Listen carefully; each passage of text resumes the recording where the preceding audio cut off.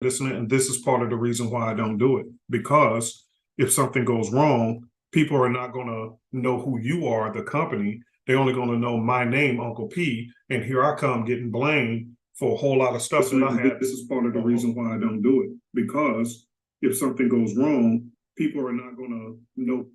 Okay, there we go. I'm currently on YouTube now. Hey, YouTube family. Yeah, but the point is that if the broker does something behind the scenes, which is what I'm going to talk about that as well. A lot of brokers are suddenly out of the blue just converting over to the MT5 without warning their customers and all these. See, these are things that you don't. Let me bless y'all before we start class, and then we're going to get started. I got a lot to cover, and I want to get out of here because I want to go on a date with Nancy. The weather is blue skies. It's just so beautiful outside, and I want to go. Plus, she just accomplished something, and I want to bless my wife. But the point is here, some of you guys, you jump for anything. And I'm telling you, don't jump for anything. Everything ain't worth the money. I can't tell you the number of companies, large and small, that has reached out to me wanting me to endorse them. And I have always said no. This is part of the reason why. And I'm so glad that I don't stick my name on brokers, because look at what these brokers are doing now. And and I'm not blaming them. And I'll get into this MT4, MT5 switchover thing and tell you my thoughts on that. But I'm not saying it's their fault, but that's the point.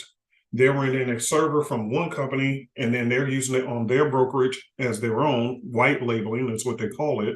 But they're renting software from a third-party company, and then that third-party company says, we want to do XYZ, then the broker has to ultimately switch on their customers. At the end of the day, if Uncle P's name is on this, and I told you, go with this broker, and then the next day this broker does XYZ, and you're unhappy with it, do you blame the broker?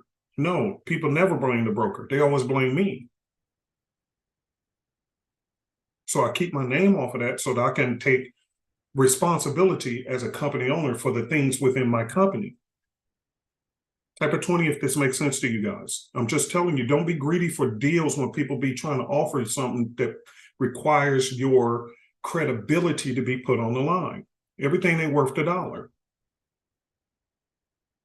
Now I'm getting blown up and getting headaches from people over something that I had no control over.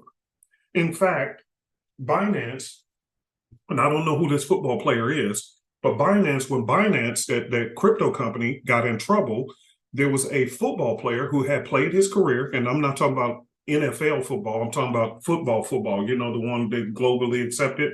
And I don't know his name. I just saw a flash of the news, but he's being sued for $1 billion because he was doing commercials for Binance. And when Binance went down, now they already went after Binance. Now they're also trying to sue him for $1 billion when the man had a good football career, you know, and now he's just got an endorsement. And look at what's going on over a company he didn't control, but his name was on it. So now he's getting sued for $1 billion over the foolishness that Binance did. Are you guys seeing what I'm saying? Type a 30 in the box if you understand what I'm saying. Be very careful about selling your name. That's why the Bible says for his name's sake. That means for his reputation. Anytime you hear namesake, think reputation. That's why when you buy an Apple phone or any kind of products, they always put the manual on top. And the word manual means mind of the owner. So the person who developed it put their thought process on top of the product. So the first thing you see before you touch the product is, what did I have in mind when I developed it? So that you use it properly. Which I wish people endorse that thought process when it comes to why God says don't do certain things. He says, I developed you and I made you a certain way, and I don't want you to malfunction. Now, of course, you have your own will. You can do what you want with your life. But if you want to function at the top level, read my manual so that you'll know here's why and how I created you, so you can function at the optimal level. Protect your namesake. It's a warranty. This is why they reach out to you when a product doesn't work. Why? Because they want to protect their namesake. It ain't about you. It's about the product, because their name is on it. And I'm not putting my name on a product called these brokers or any of these things if I have no control over it.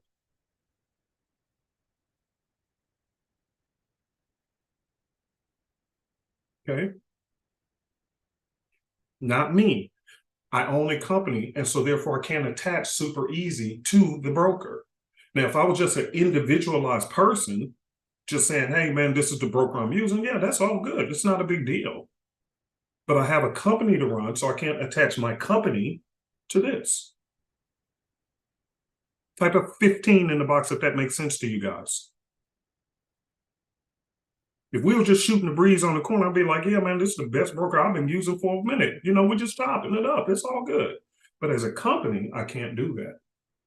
So for those who've been emailing, hey, I know you having broker issues. What broker do you recommend? This is why the email is constantly going up. We don't recommend brokers. I can't. I have to protect Super Easy's namesake. Okay. Now, if I bump into you in the mall and you say, hey, Uncle P, what's one of the brokers you're using? Oh, man, here's what broker I'm using. I think they're pretty cool, but I'm carefully saying that because guess what? They may be cool with me because it's me. I don't know, but, you know, and that's a different conversation. Okay, everybody clear? Now, since we're already talking about this broker stuff, let me go ahead and tell you my opinion on it, okay? Here's my opinion on it, right? So I told you guys several weeks ago that a person who actually worked for MetaQuote just quit, and they were one of their top developers. This person actually developed many of the indicators that people were buying in, or in the marketplace. Okay, he was part of that, so forth, so forth. So he had already told me in advance that the MetaQuotes were going to be switching over from the MT4 to the MT5. So I was already aware of that. Okay, but his timeline of what he said was that that conversion was not planned until 2025 to 2026 or 27. In other words, another 2 or 3 years from now before the complete conversion of it is over, which means that we have plenty of time. However, certain brokers are making the decision to switch over now, which is why you're having a bunch of chaos. Some are switching completely over to the MT5, or they're going over to TradeLocker or whatsoever else, okay? So I'm aware of that. I'm very aware of that. Now, here's my perspective, because just because I'm quiet about a subject doesn't mean I'm not aware of the subject. I'll repeat that. Just because I'm quiet on the subject doesn't mean I'm not aware of a subject, okay? Everybody heard me? If you did, please type a 50. I want to make sure you guys hear me on what I'm about to say.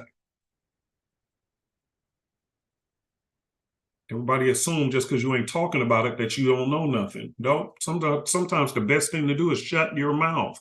This is the problem. You talk too much. Wait until you know as much as you need to know before you start gapping your jawbones, or else you sound like a freaking fool.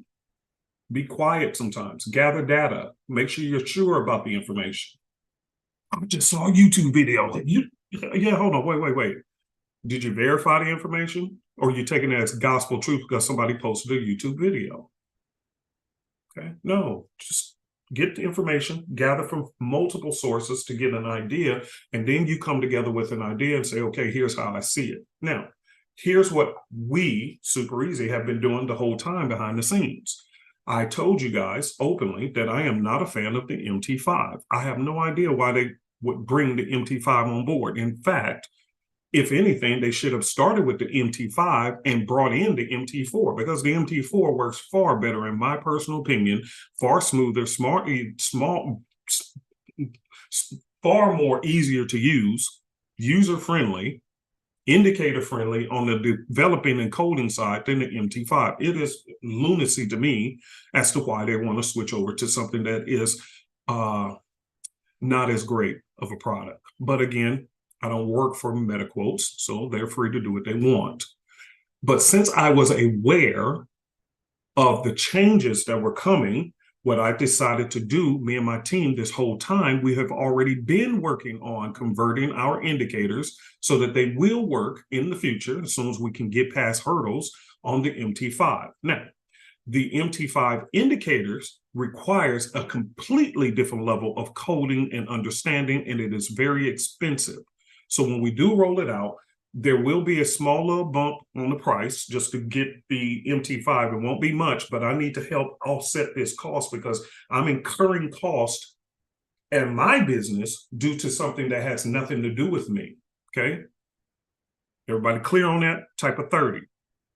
We developed indicators for the MT4. If the broker chooses to do something different, that was not our fault. And the one thing that is getting under my skin is what I don't like. Every time the client's broker does something, people come at Super Easy and hold us responsible for it. And that's not going to work. It's equivalent to your child going to a private school and they told you, hey, these uniforms that we wear here are blue and white shirts, blue pants or blue skirts for the girls, blue and white skirts, okay, blue skirts for the girls and white shirts, or the young men are to wear blue slacks and white shirts. Then all of a sudden, you have a new administrator come in and say, you know what, I don't like that blue and yellow. I think we should be, blue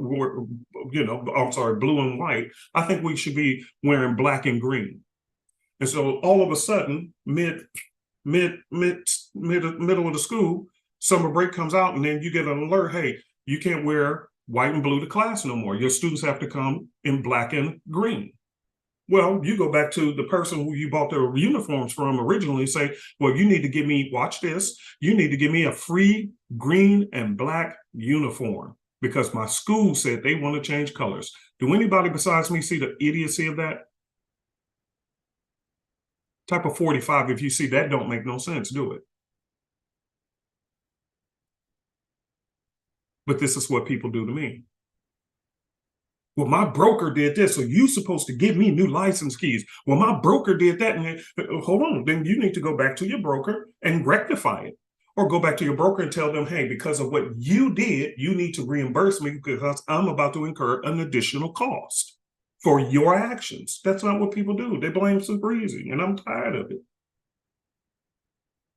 So again, I try to be reasonable, and this is going to be very, very reasonably priced, but I do have to offset the cost because I got to hire a whole new set of people. The people who coded all this stuff, we're very good at the MT4s, but the MT5 coding is completely different. It's a whole different foreign language. So it's taking longer to get done. It's harder to do because of the language of it. And so, yeah, there's an additional cost. But again, like I said, for you guys, I am going to keep it very, very nominal to make sure that it's not something that's going to throw you off on this and that. So I'm not trying to do that. I'm not trying to gouge people, but I'm incurring cost as a company on something that wasn't even my fault. But I am trying to quickly get this rectified to help everybody so we can keep this trading plan going. Okay? Everybody clear on that. Type of 100 if you're clear. I just want to clear the air on that.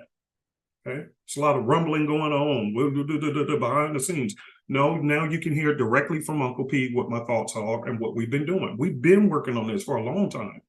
But again, the coding is so difficult, it takes longer. Okay, so that's why I have kept my mouth shut, because what happens is the moment I say, hey, here's what's happening, you know what immediately happens? We get bombarded with tons of emails. Well, how much is going to be the upgrade? Well, how long? When is it going to get done? And this, and I haven't already said we don't have a timeline because it's so difficult, but we've been working on it. But I just don't want, it's distracting to get all those emails from people over something that I don't have a timeline. I don't know yet. I don't know. We're working hard as we can, night and day. Okay. But you'll know, and I will put a blast out to everybody so everybody's aware. And then you'll have both options of the MT4 and the MT5 so that whatever broker transitions, it won't even matter anymore. Okay? Is that fair enough, everybody? Type 150 and I can be finally done with this. Everybody clear? I just want to make sure everybody hears from me directly. This is why I always do videos on YouTube or in class, so there's no rumbling, no gossiping. If you have a problem with it, I get it, I understand, but at least you heard directly from me personally, not rumors. I don't like that stuff, okay? All right, now let's move on to something positive because I'm going to show you guys some charts today. Let's see, talk about that. There's another I do have to do one more thing, and thank you, Miss Donna, for bringing this up because this is really working on nerves too. So here's the other thing. So I do know about Hugo's Way, and I get that. But what some people are doing, and this is why I'm addressing this, and I want to say this and then get on to something else positive and quickly get to these charts because I want to show y'all some charts, especially Team B. Team B, you need to be paying attention today, okay? All right, so here's the deal. So some of the brokers are converting over to the MT5. We get that, okay? And one of the ways we can do that is because the brokers use certain serial numbers when they create these accounts, okay? Like AAFX, which you're seeing on my screen, they typically, with the demo account, they started with 2121. So we can simply see from the beginning of the numbers and attach it to what kind of broker it is and what they actually did. But this is not what's going on. We got a lot of people who's coming in trying to manipulate that keep blowing their accounts, or watch this, because let me address another concern. And sorry for addressing all of these, but I just want to get all this stuff out of the way because it's really distracting behind the scenes for me, Donna, and the staff. Okay. So people have been blowing their accounts because they're just rebellious, hard-hitting, and everything else. And now they're starting to lie and say, oh, my broker switched over to a different this, and this. So you need to give me replacement license keys. And see, we've been trying to be polite to help out with the Hugo's way, because technically you're supposed to, I don't care. That has nothing to do with me. You're supposed to, if you want more license keys, buy them. If you rent a license key from Microsoft for their software, you can come up with all the excuses you want. They still don't say what? Buy it. You got to buy another one. They ain't got that computer breakdown, ain't got nothing to do with us. You want an additional license to secure your new computer? What do you think Microsoft would have said? Type.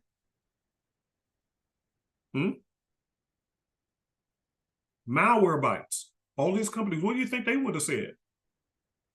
Well, see, somebody stole my last computer, and now that's the one I had paid for with the IP address, and I got to get a new computer. What do you think they say? You see what I'm saying? They're just going to tell you, okay, and here's the cost of the license, okay? So don't try to use our kindness for weakness and start manipulating, okay? Because we can double check. We can double check and see if you're telling the truth. So don't do that, okay? Just trying to manipulate our niceness. Please don't do that. I don't like that. Okay? Everybody clear on that? Don't do that. Don't. That's not nice, okay? All right.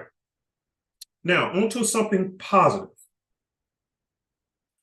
The positive news, for those who like our signal service, we are at the same time, while we're working on converting all of our indicators to the MT5, we are also working on the copy trader service, which I'll be making an announcement. We're very close to finishing that project as well, and it's going to be rolling out pretty soon. And when that time comes, I'll roll it out and I'll go over all the details for you guys. But it will literally be, for those who want this service, it will literally be a complete hands-free. You just leave your computer running, or put your trading platform on a VPS, which is a virtual private server, or a cloud computer. You just, hey, leave it on and walk the heck away. You ain't even got to touch it. No charts, no nothing. Any trades that our team takes, it will automatically communicate and duplicate those trades onto your platform. If we adjust our stop losses, it'll adjust on yours. If we close the trades out on our end, it will be closed on yours, and it's completely hands-free. I'm so excited about that, and I'll be telling you guys more about that in the coming weeks. All right. So if you are happy with that announcement, please type a 250 in the box. And sorry for all these announcements. You just got to get all this out of the way. Okay. All right. And that's going to be very reasonably priced as well. And it's going to include options so that you can accept the indice trades from the Ms. Jenny's group and the Elvis trades at the same time. And if I choose to send out some signals, you'll have the option to have all of those, okay? All of those. So we're not going to break up the price and do, well, if you want this, you pay this, and if you want that, we're not going to chimp. It's just going to be one flat price, and you'll have the option on your own end to be able to turn on which ones you want, turn on the ones you don't want. So if you only want Mrs. Jenny's, then you can do that. If you want on Mrs. Elvis, you can do that. If you want both, You'll have complete control over the dashboard, and it still will be one basic price. Okay. All right. So I'll go over the pricing and all that stuff in the future. Okay. Once we get ready to roll that out. All right. Let's see. I got that done. Right. All announcements, I think, are done now. Now I think it's time for charts. We talked about the copy trader. Broker changes. Okay, we got that done. We talked about Binance. All right, here's something that's very important. Now let's get to the charts. Yes, it is chart time, so let me go ahead and go over my little quick announcements, and then we can get on with the charts, okay? First of all, I'm not a financial advisor, so I'm not trying to give you financial advice. If you need financial advice, please go seek out a financial advisor. I'm not a financial advisor. We're just looking at the charts, just trying to see what they're talking about as a group and just trying to make some sound decisions and determinations on what's going on. Okay. Number two, please make sure, oh, by the way, okay. Please make sure that when we get to the question and answer period, that your background noise is under control, because this is being recorded for playback and people do want to hear your question and they do want to hear my answer. So please make sure that that is appropriate, that you're in a quiet area so that I can hear exactly what you're asking me and then I can respond back. Okay. And then the people who watch today's video, which we get far more people who watch the replays than we do who attend class. So that's why this is important. As a matter of fact, if I keep an eye on the numbers on YouTube alone, since we've been launching, we get about 1,000 or more people who watch the replays on YouTube alone. And that's far more than the people who's actually here live. So that's why it's very important that we keep it orderly, okay? Next, disposable income. Please make sure that when you're trading, use disposable incomes. Disposable income simply means this. When you are trading, do not ever trade with money that belongs to bills.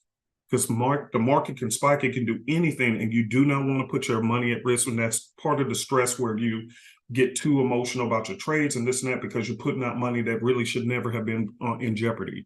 Okay, so always make sure that you have paid your bills, got a little money in savings, and then whatever's left over, go ahead and put that into a little saving, into a little account to trade with. Or this is where prop firms come in my personal opinion. Hey, if I was going to use $100, there's a lot of prop firms that will give you $10,000 worth of an account to pass a challenge for the same $100. If you pass a challenge, you think you're good enough, now you have access to a $10,000 account with the same $100. And if you pass that challenge, they give you your $100 back.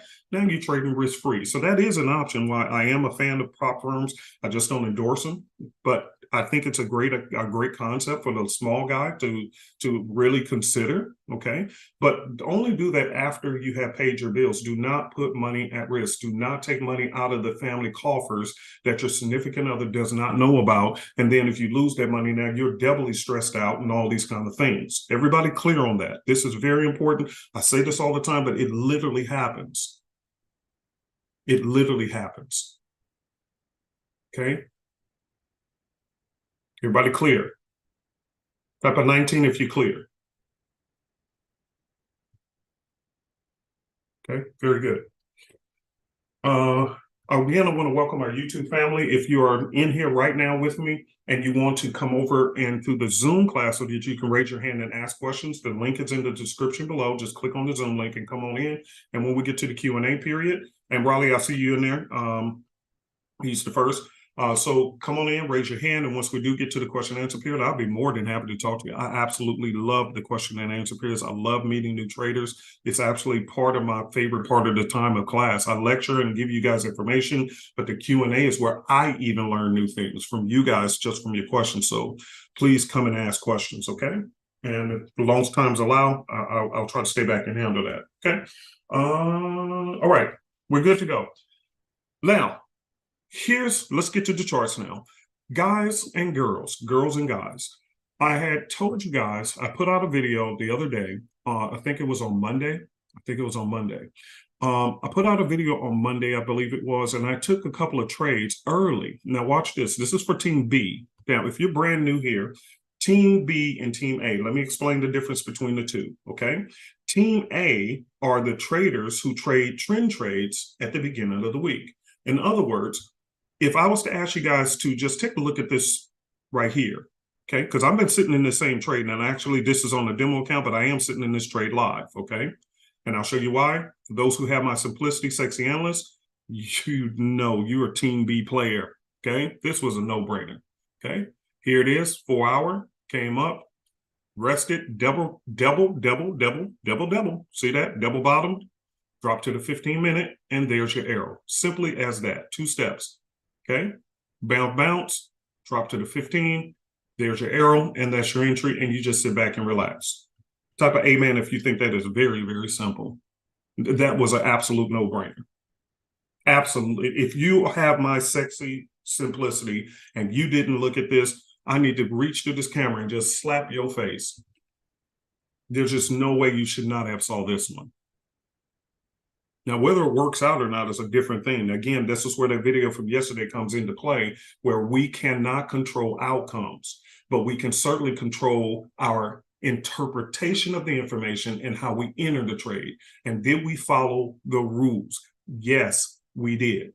For those who took this trade, it was a no-brainer. It was sitting right there begging you to come and look at this trade. Double tap, boom, boom, in the box, bottom of the zone, drop to the 15-minute, and there's your arrow to say, let's go. Okay, very simple. And you can see for market makers method people, you can see the W shape. Okay, you can see the W right there, representing the double bottom, but I really like it here. Here's another one that did the same thing. Okay, and I'm just sitting and waiting for that one to pop up. Actually, it popped up yesterday, and I got some nice pips off of it, and then it pulled back. Okay, so there you go. And it's just sitting there. So at this point, there's nothing for me to do but to sit back, chill, and relax. Very, very simple trades. Nothing to even worry about, nothing to think about. If they work out, cool, praise God. If they don't, at least I followed the what? Type, type, type, type, type, type, type, type, type, type, type, type, type, type, and please type. What did I follow? Miss Donna, you on fire. I followed my rules. Guys, I can't tell you. Let me say this, and then we're going to talk about it, and I want you to pull out something to write with, because we're going to talk about days of exceptions. Days of exceptions. Because, yes, I'm bragging about following the rules. The one thing that has been very beneficial for me, and I even told you guys ahead of time, I'm always in development, always in education, educating myself. Every day I watch a YouTube, or I'm actually signed into a course on Forex. And every day, one of my checklist items is to watch one of the courses of every day, okay? I'm still educating myself. I'm just a student. I'm just a few grades ahead of you guys, okay? Okay, I never think that I made it. So here's the point. When I'm studying these big time successful Forex players, they all had the same thing in common. They had a very calm, intellectual, robotic personality when it came to Forex trading. It was more about their routine than it was about the wins and losses. But come to find out, they had a lot of winners because they stuck to their routine. So there was a marriage between the routine and their win rate. Are you guys seeing what I'm saying? Type a 2 if you see what I'm saying. Go back through all the people you've been watching on YouTube and notice how consistent they are with their routine. And that's why they have a big win rate. You're sporadic and emotional with your trades. You hopping in because you just felt something, but it didn't match to the rules. And if you're going to break rules, did you have a logical reason to do it? Or were you just feeling some kind of way about it? Come on now. Let's tell the TRUTH to each other. So these highly successful traders, in fact, in business period, a lot of these highly successful people are very disciplined people. They're very systematic, very orderly. And they keep their emotions in check when it comes to business. Now, after business, yeah, they may get in trouble, be on the news and this and that for drinking, smoking, doing this, that, whatever. But when it comes to their craft, they have mastered a routine. And so this week, in fact, if I did not master my routine, when the prop firms liquidity provider, called brokers, they call them liquidity providers. You call them brokers, they're called liquidity providers. When the liquidity providers system shut down with all of my accounts running, and I was trying to access them because I had some trades that could have been closed out and big profits and this and that, and they were completely shut out for hours. And then there was something that I should have been able to close because I knew, hey, if it doesn't run up to this point, then I have a logical reason why I'm going to close it out and come revisit that trade afterwards to see if it's going to still do it. I couldn't close those out either. But the one thing that saved the account when they did get them turned back on was the fact that I didn't lose hardly anything. Why? Why do you guys think I didn't lose anything hardly? Why do you think it was okay? What did I do right in my routine? Type. I want to see if y'all get this. Because this can happen to you. It says stop loss. There you go. I seen somebody say it, managed my risk. That's all I did. I managed my risk. So whether it would have hit or whether it didn't matter. Why? Because I managed my risk. I entered the trade correctly.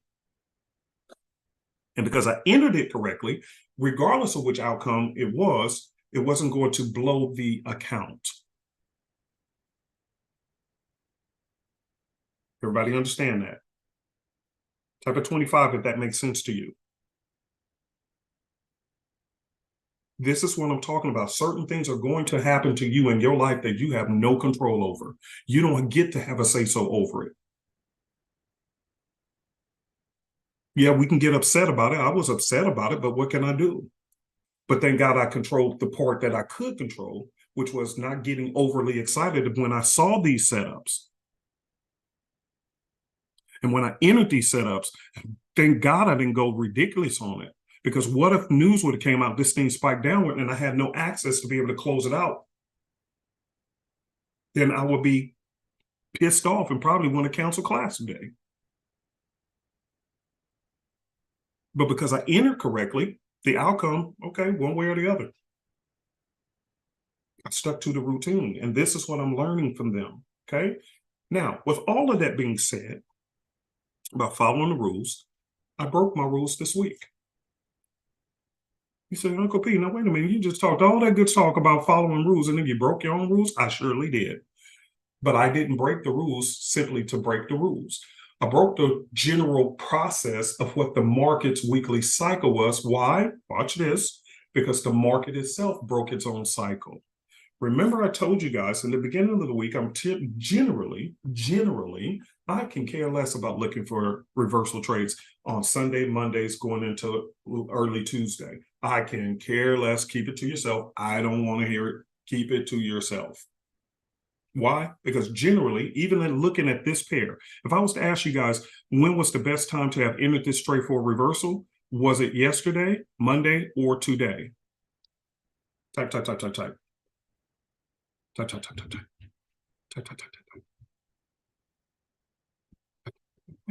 waiting on y'all. Steven said today, Liz said today, Musanda said today, Ross said today. Come on, talk to me now. RL said today, Mike said today, everybody agreed. Red said today, everybody said today. You'll be absolutely right. It's right here playing out in front of your face. Yes, it was. However, the other day, this one played out early. See, it came all the way down and shot all the way up. And I got advantage on this one, Euro, NZD. And there was a couple of them. So go back and look at my video and you'll see the only reason I broke my usual routine is because I pulled out my checklist that I told you guys that I have. And what is one of the things that I'm going to look for every time I go to look for a trade? Number one, I'm going to look for news.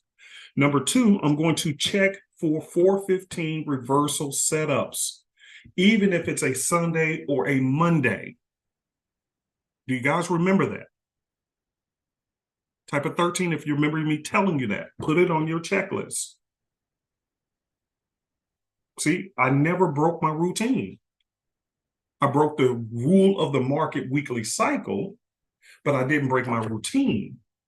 I still stuck to my rules. I can't control what the market does. The market does what it wants to do, but I can control what I did. So as part of my checklist, I checked for 415 setups, even if it's a Sunday or Monday. Why? Here's the reason why. Here's what actually happened. And this is when it's okay to break the weekly cycle rules. Again, just to recap, what is a weekly cycle rule? The weekly cycle is this. In the beginning of the week, the market tends to want to continue in its trend until midweek begin. Write that down. The market tends to like to keep in the trend until midweek begin. I will repeat it again because I know we got new people and we're going to have a lot of people watching this later. The market likes to stay in a trend until midweek begin. Here's another example of that. Let's go to the US 30. You know, a lot of people trying to catch the tops on the US 30. Look at this. See, it went down a little bit, but now it's starting to stall out when? Midweek. Now, is this ready to go? I don't know. See, that's why I didn't touch it. I knew it. I knew it. This thing is still sitting there. It ain't giving me enough confirmation that it's ready to fully reverse. I'm waiting for a big drop candle, confirmation, engulfing candle or something on this 4 hour to in fact confirm that you're ready to reverse. Okay, look to the 15-minute. See, we don't have our sell arrow, do we yet? This is the US 30. I know a lot of people were talking about the US 30 because they're trying to catch the tops on this. But do we have full confirmation yet? Yes or no? Talk to me. Do we have full confirmation of this? No, we do not. And this is why you have to patiently wait. You don't hop into these reversals too soon. What day is it looking like it's preparing to set up? Midweek. Midweek.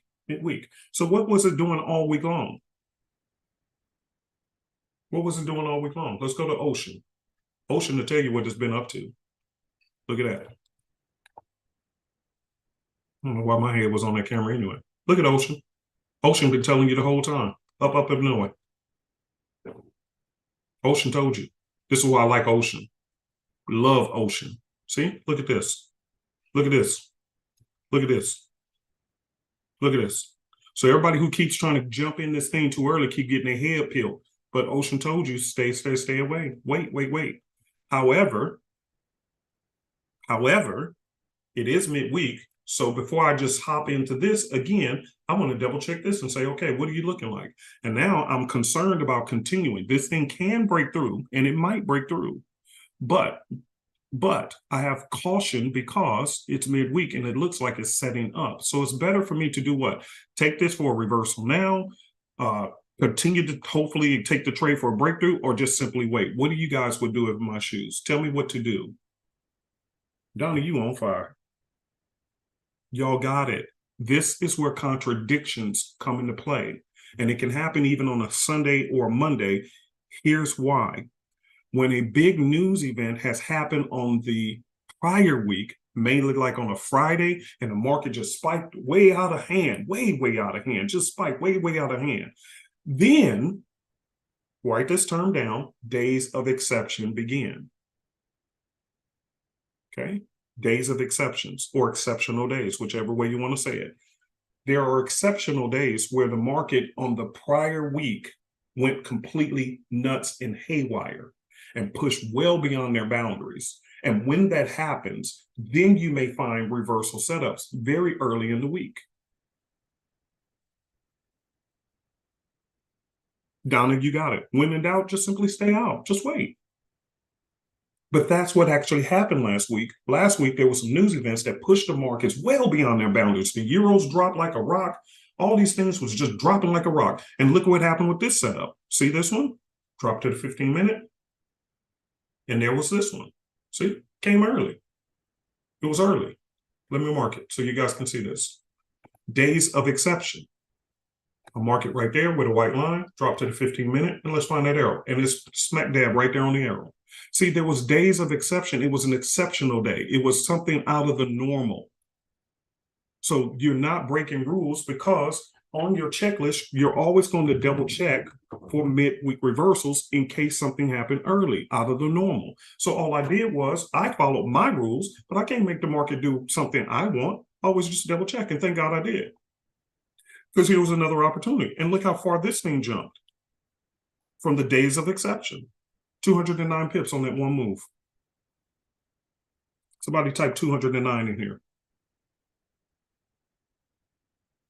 This is why your checklist needs to be followed.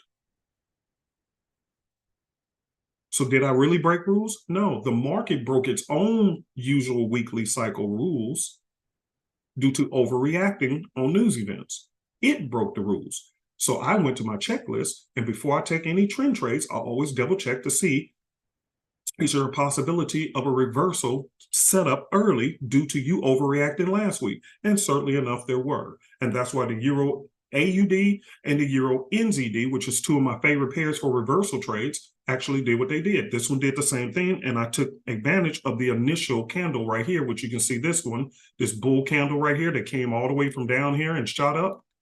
Yeah, that was about 100 pips. I took advantage of you early in the week.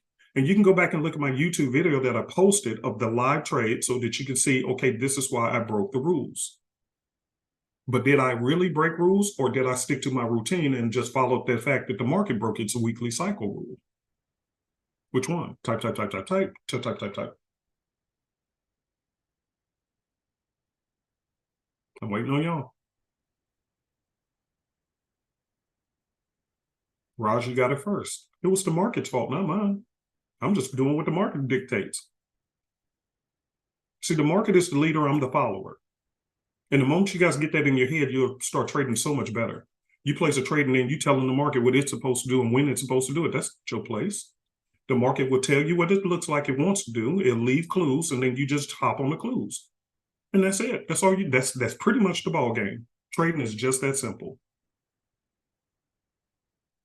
So I didn't break my rules. I stuck to it.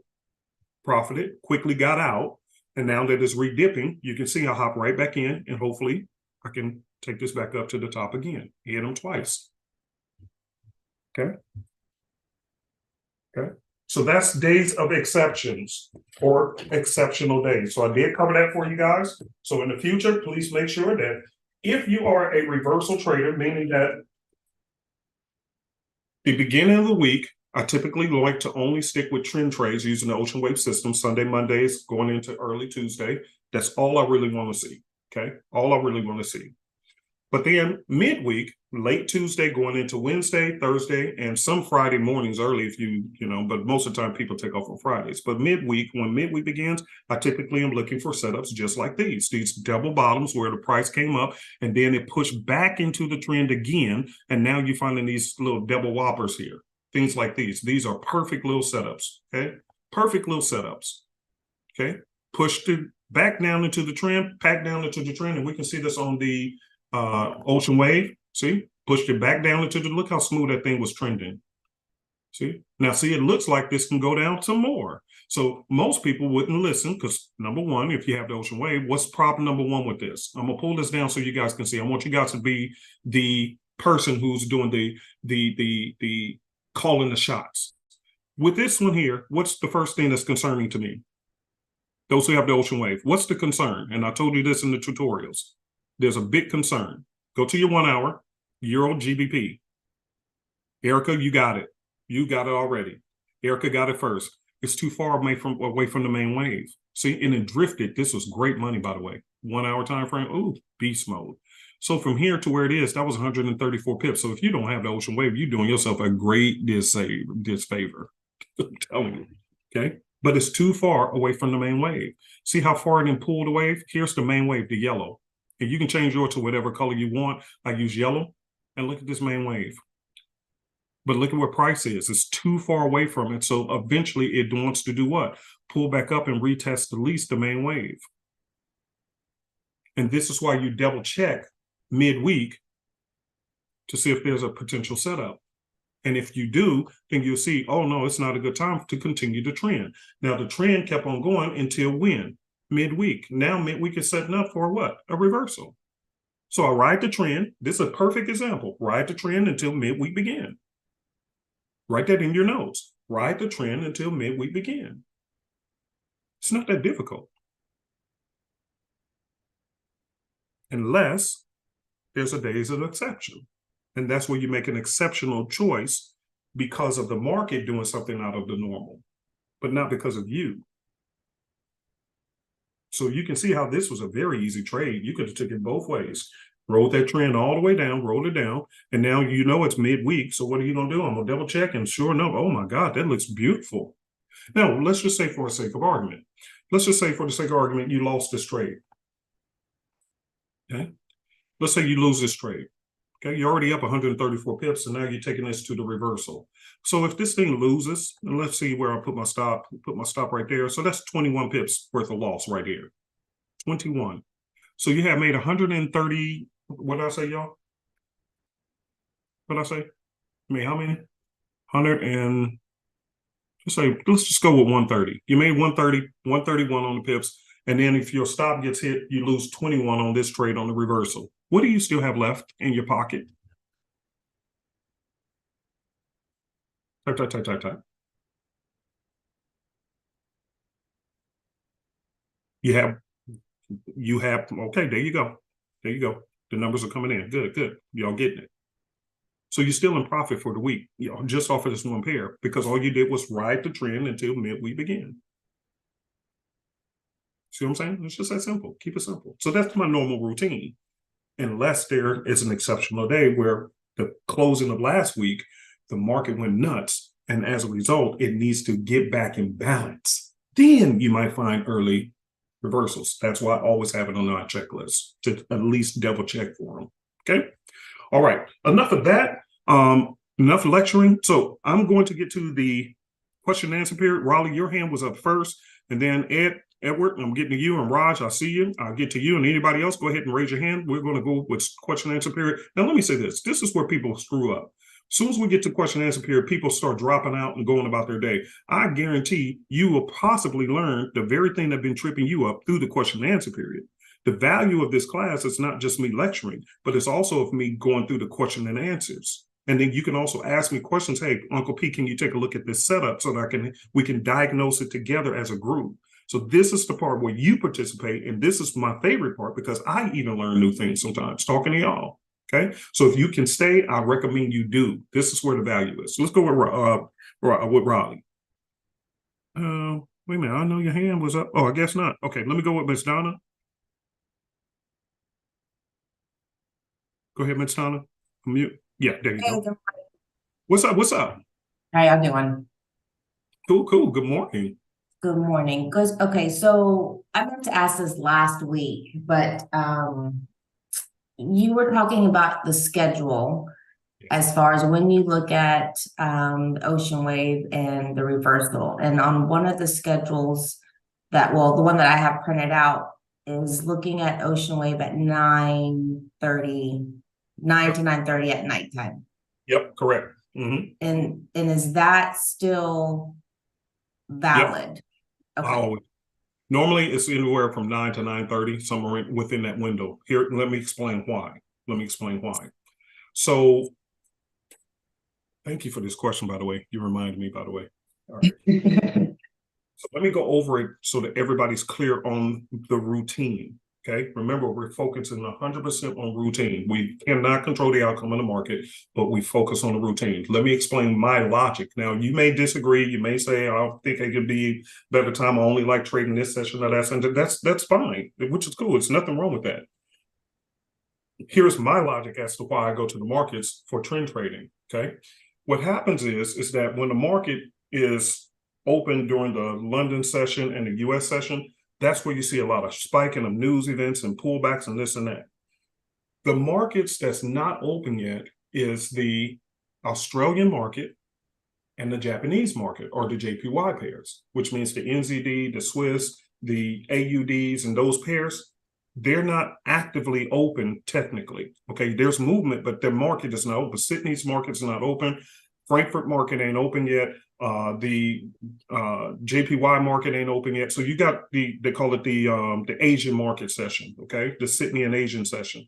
Those banks and institutions haven't opened up yet. So by the time they do, which is at the start of the new trading day at 5 p.m. Eastern Standard Time, now you got London already closed and acted up. You got the U.S. market already closing, acting up. Now you're waiting for the Sydney session, the Australian markets to open up, and now they get their turn to react to the news that happened earlier that day. And then after that get calm, then the next one that opens up is the Tokyo market. And when Tokyo opens up, it reacts to the news and the foolishness that happened that day. And then after all of those banks are done acting a fool, around 9 o'clock and everything else, the market seems to get quiet and calm.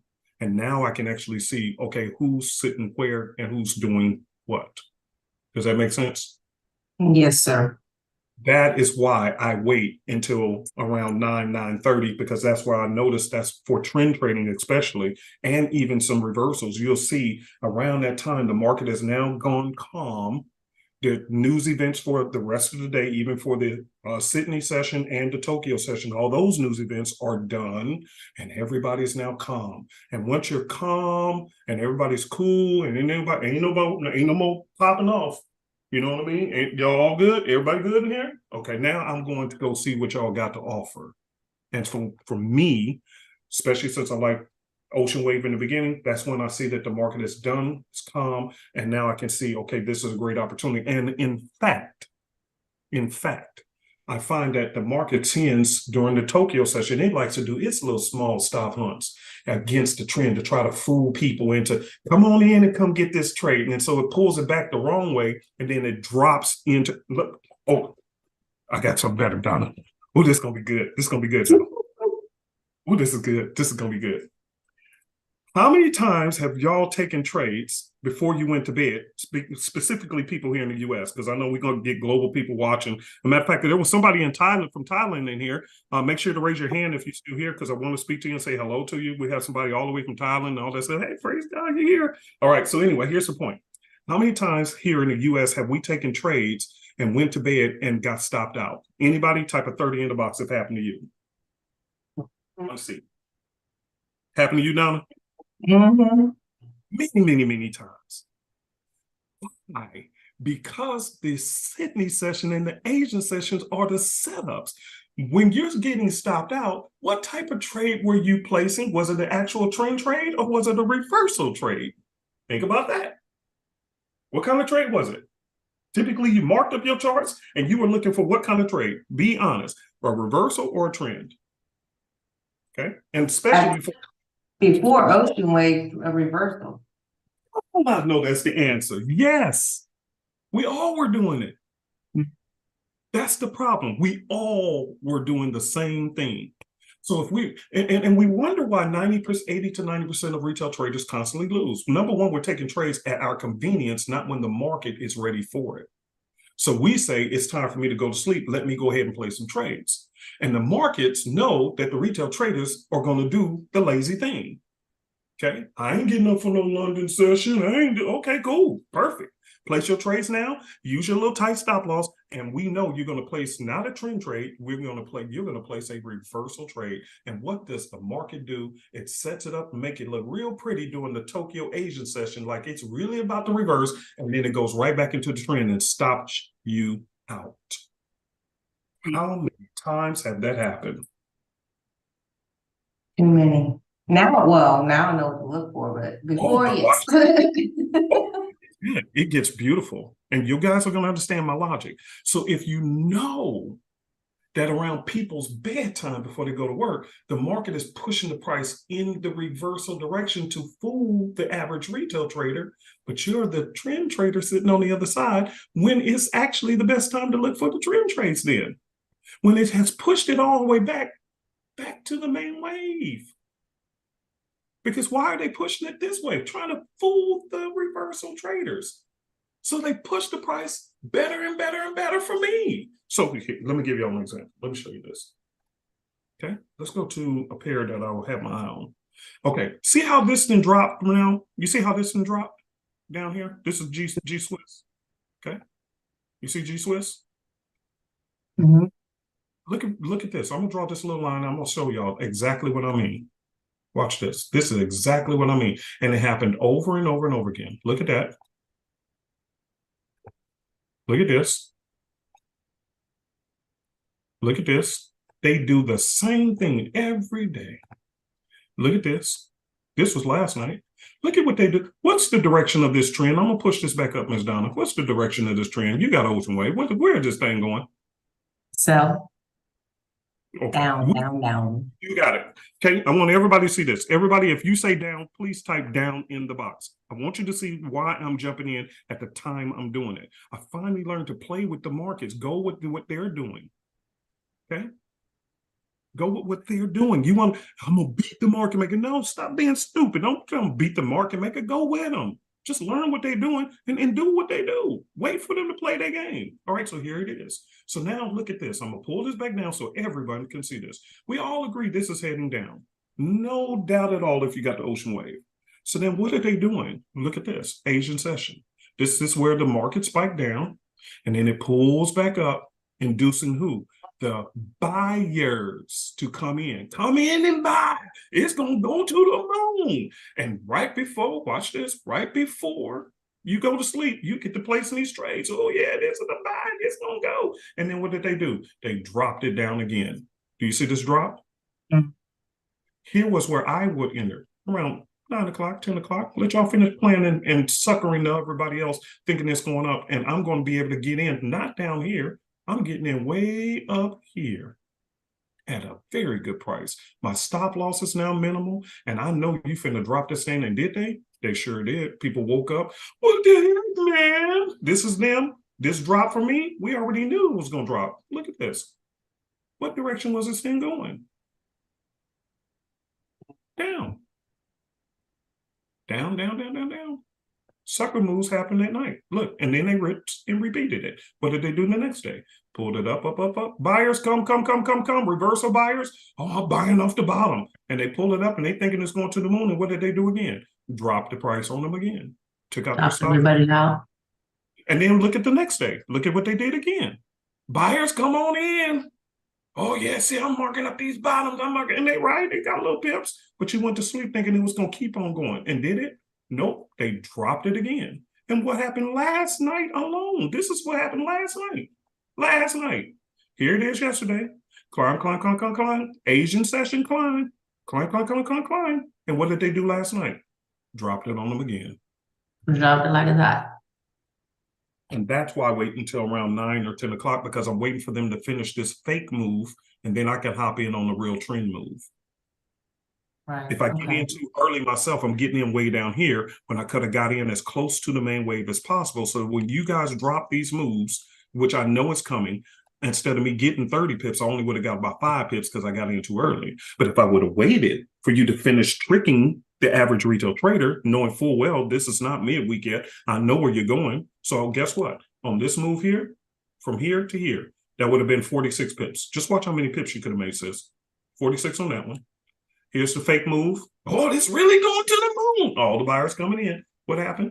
You come back 9 o'clock, and then here's another one. Another 57 pips. And you got a little baby one here. Let's say you called it 9 o'clock. You come in right here. That's another 26 pips. Then you got another one right here. And then you, boom, 33 pips. Did you ever lose that trade? Nope. How many times could you have won if you were just a day trader pulling this trick with the ocean wave? You could have won 1, 2, 3, 4 trades already on the same exact pair, doing the same play that the banks are doing. They're the ones yanking this price back to fool people, and then they drop it. This is why when people buy and they put in their stop losses real tight, this is why they're constantly getting blown up, because they're thinking it's going to go way up here, and then market makers pull it back. And then they did the same thing again, dropped it back. Did the same thing again, dropped it back. Did the same thing again, dropped it back. So even if your stop loss was here, by the time this week was over, look at what they did. You're constantly getting stopped out. And this is what's happening. So I wait until after this foolishness is over, and I actually get in for a good price for my trend trades, because I know what y'all doing now. Y'all used to do it to me way too often. So if I wanted to take this trade tonight, sis, let's just say, what does it look like it's about to do? Look at what it's been doing all week long. What does it look like it's about to do now? Reverse. You got it. Bing, bing. I'm going to mark the bottom, and that will be accurate. Look at this zone. Every time it hits here, it buys. See? But it drops. It doesn't stay. Buys, drops. Buys, drops. Buys, drops. And look at what it's doing now. Possibly going to go what? Back up to test the main wave. And if it touches this main wave tonight, what do you think I'm going to do? Sell it. Look at what this is saying. Look at this MACD, and look at this down here. What do you think I want to do? Sell. But at what time, though? See, I have to wait. That 9:30. Well, your time, yeah. See, and this is where a lot of people bought my system and they're not paying attention. The problem is you trying to get in right now when this thing is during the time where it wants to do what? Pull back for the suckers. You can get in down here, or you can wait to get in if it does this tonight, because it is midweek reversal, it may not. But if it was, it'll probably come up to here, somewhere up here, to retest, to encourage the buyers to come right back in again. Come on, y'all. Okay, this time I ain't gonna lie to you. It's like Samson and Delilah. I don't know how that story even ended up in the Bible. How stupid can a man be? I know she might have been fine, but come on, bro. She asked you a question, she lied to you, and then you come back and keep playing her game again and again. This is what we're doing in this market. Oh, come on in. You know how, and then it drops. Oh, that's okay, but just come back tomorrow. And look, the buyers come back and keep repeating the same stupidity, keep getting taken advantage of. Come on in. Now I lay me down to sleep. I pray the Lord my pips to keep. Come on, just place that trade on your bed. And look, every single day it's dropping on them, taking out their stops. Go up, take out their stops. Go up, take out their stops. Every single day. Why? Because their timing is off. Mm-hmm. You see what I'm saying? So if I do take advantage of this, am I going to get in now? Absolutely not. I need for y'all, the markets, to do their sucker move. Push this price back up here. And when you get up here, if the trade drops, perfect. What if it doesn't work out for me? Wouldn't it have been better for me to have got my stop right up here where it's close rather than had it all the way down here and got stopped out? Absolutely. Patience. That's all it was. That's why my timing is on point now. It's much better than it was years ago. Because I had to study what are the market makers doing. They're constantly taking out the stops because they're going against the people who's going against the trend. Yeah, I've been like, okay, I just wanted to make sure that was still, because like last week it threw me off, so that's why I was like, wait, is taking it at nighttime still good to do, or? Yeah, no, I want to go into great detail to explain my logic as to why I'm doing what I'm doing. It's not, I don't want people thinking I'm just randomly picking times throughout the day. But if you see what's going on, these moves to the false moves to the upside are constantly happening during the Asian session. And that's when people are typically trying to place their trades to go to bed and get some sleep before going to work the next day. But this is why they're being taken advantage of, because if you know the overall trend, then that means this is not the actual real move. Y'all faking people out. And once they go to the upside, you drop it down on them. And they're waking up in losses. It happened to me all the time, and I never knew what was going on. I never knew. Right. Well, that demonstration was perfect. That made me look at it, what I needed to see. So I appreciate it. So now you understand why I'm picking that time around. And it's just a window of time. You guys can play what time works best for you. Sometimes it's 9, sometimes it's 9:30, sometimes it may be 10. But it's just that window. It's that window of time where I just want the market to be completely quiet. Are you guys done trying to fool everybody? It's the game over, the scam game. But I want to wait till the scam game is over so I can literally see exactly where did you leave it. And if it's in the place where I'd like to trade it, then I'll take the trade because I feel more confident. My stop loss doesn't have to be that big no more because you already pulled it back in the direction I wanted it. So therefore, I feel good about it. But if not, if I lose a trade, hey, it was just minimal compared to what I would have technically lost. Much better. This is why my win ratio is so much higher now because I know what the game they're doing. Oh, mine too. Okay. All right. Thank you. Yeah. Good stuff. All right. If that was, yes, 9 p.m. Eastern Standard Time or 9 p.m. New York time. Because we got people from all over the globe and they be saying, I live in Bangladesh, I live in Thailand, not Thailand, but I live in China, I live in Japan, and so what time is that? I don't know. I don't know. I just know compared to New York time, 9 p.m. New York time, Eastern time, okay? And then whatever time zone that is for you in your area, and that's when I look for trend trades and reversals sometimes, okay? All right, that's me. All right, let's get to the next hand. Let's see. Edward, I see you. Go ahead and raise your hand. Hey, Uncle P, how you doing? What's up with you, man? Good Hey, to not hear you. much. Hey, just a quick, my question is really quick, actually. That checklist that you showed us, do you have that on the Telegram group? No. No. I put one out there for you guys. I know I got the other one.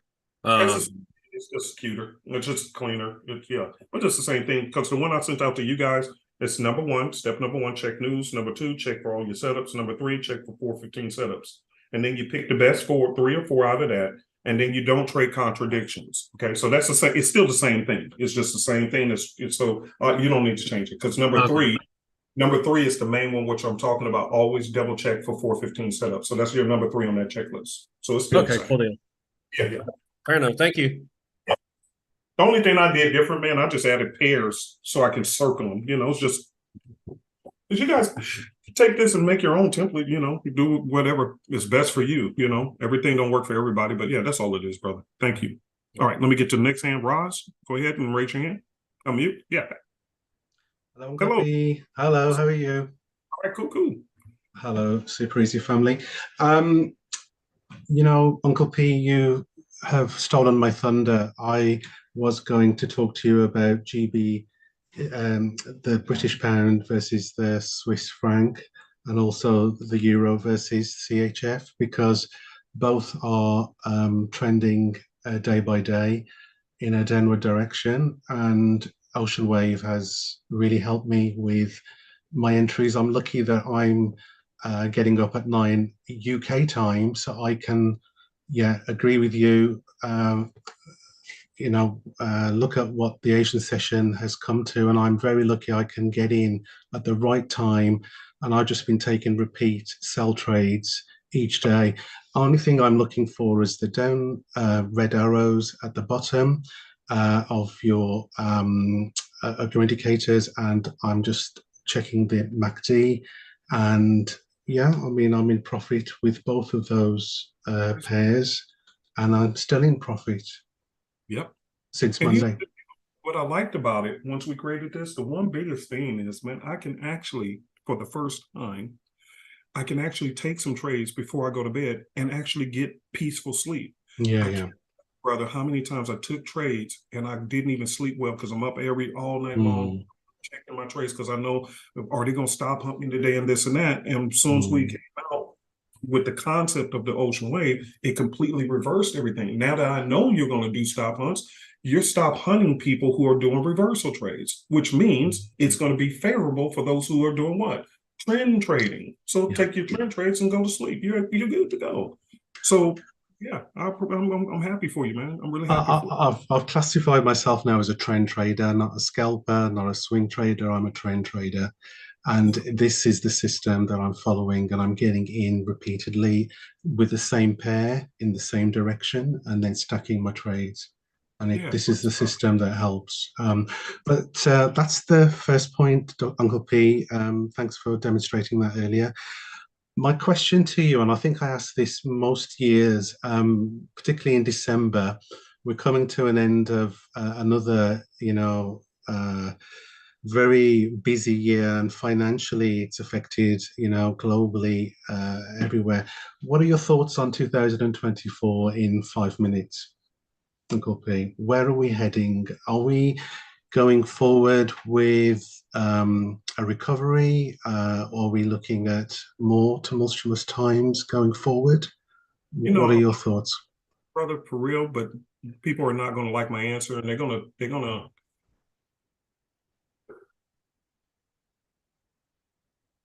One of the things I don't like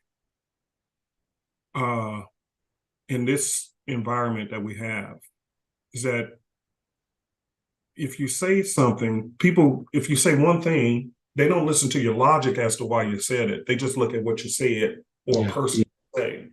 But they don't stay around to look at the logical perspective of what's going on because people are so politicized on either I'm a Republican or I'm a Democrat. Truth is, both of those sides can kiss both of my butt. I got two butt cheeks, one on the left, one on the right. Third, I'm being honest, the Democrats can kiss one and the Republicans can kiss the other. I'm not for either one. I'm a businessman. Okay. I am a husband. I am a dad. And I am also a son to my late father. I am a man who's trying to make it in this world and trying to provide for the people who God put under my umbrella. So when I look at these political situations and I look at the world events, I am not trying to look at it from the lenses of a political party. So if I explain myself, everybody else seems to only see it from a political perspective of, oh, you must be for this one, or you must be. I ain't for none of that. I am a husband and I am a dad. And I got responsibilities. I am also a business owner. I got staff to pay. I got tons of mouths to feed. Some of the mouths I'm feeding who've been working with me for years, I've never even met them in person. I got staff in Egypt. I got staff in Bangladesh. I got staff in Pakistan. I got staff all over the place who works for me, doing many different things for me. And I'm feeding their family, sir. So when I'm looking at these political situations, my answer ain't about, oh, I'm a Republican or a Democrat. That's that skewed view, which is why they have so many people caught up into these dumb politics. It's irritating me through the nose. Because it's like, are you both completely sick and blind in your head? Nobody wants to see the truth for what it is. They want to see it based on political perspectives. Does that make sense to you? Yes, And totally. it's like I'm in my own isolated world, just simply looking at data for what it is. I guess it comes because you have to be forced to do that with these markets. Your opinion don't matter. You look at the facts for what this market is presenting to you, and you make a determination on that. This market don't care whether you're Republican or Democrat. Am I correct on that? Correct. So when you're looking at your trades, this Euro Swiss, and you was considering placing a trade on the Euro Swiss, did you consider, well, as a Republican, I shouldn't be, or did you say, well, democratically, I shouldn't be, or did you just look at and analyze the charts and say, hey, ocean wave says down, the arrow says down, and you took facts for what they were? Which one did you? Absolutely. I took the simpler route, the visual route. Okay, you went on the data. When I give my answers, people don't take the data for what they say. They want to attack me, the person, because they want me to say it through their political perspective, and you'll never get me to do that because I don't agree with either one. Both of them are playing, y'all. Both. So now, with that being said, Yes. If I was to run a corporation, and I appreciate your question, I want everybody to hear my answer. If I am running a corporation and I need to hire a CEO to run the corporation for me,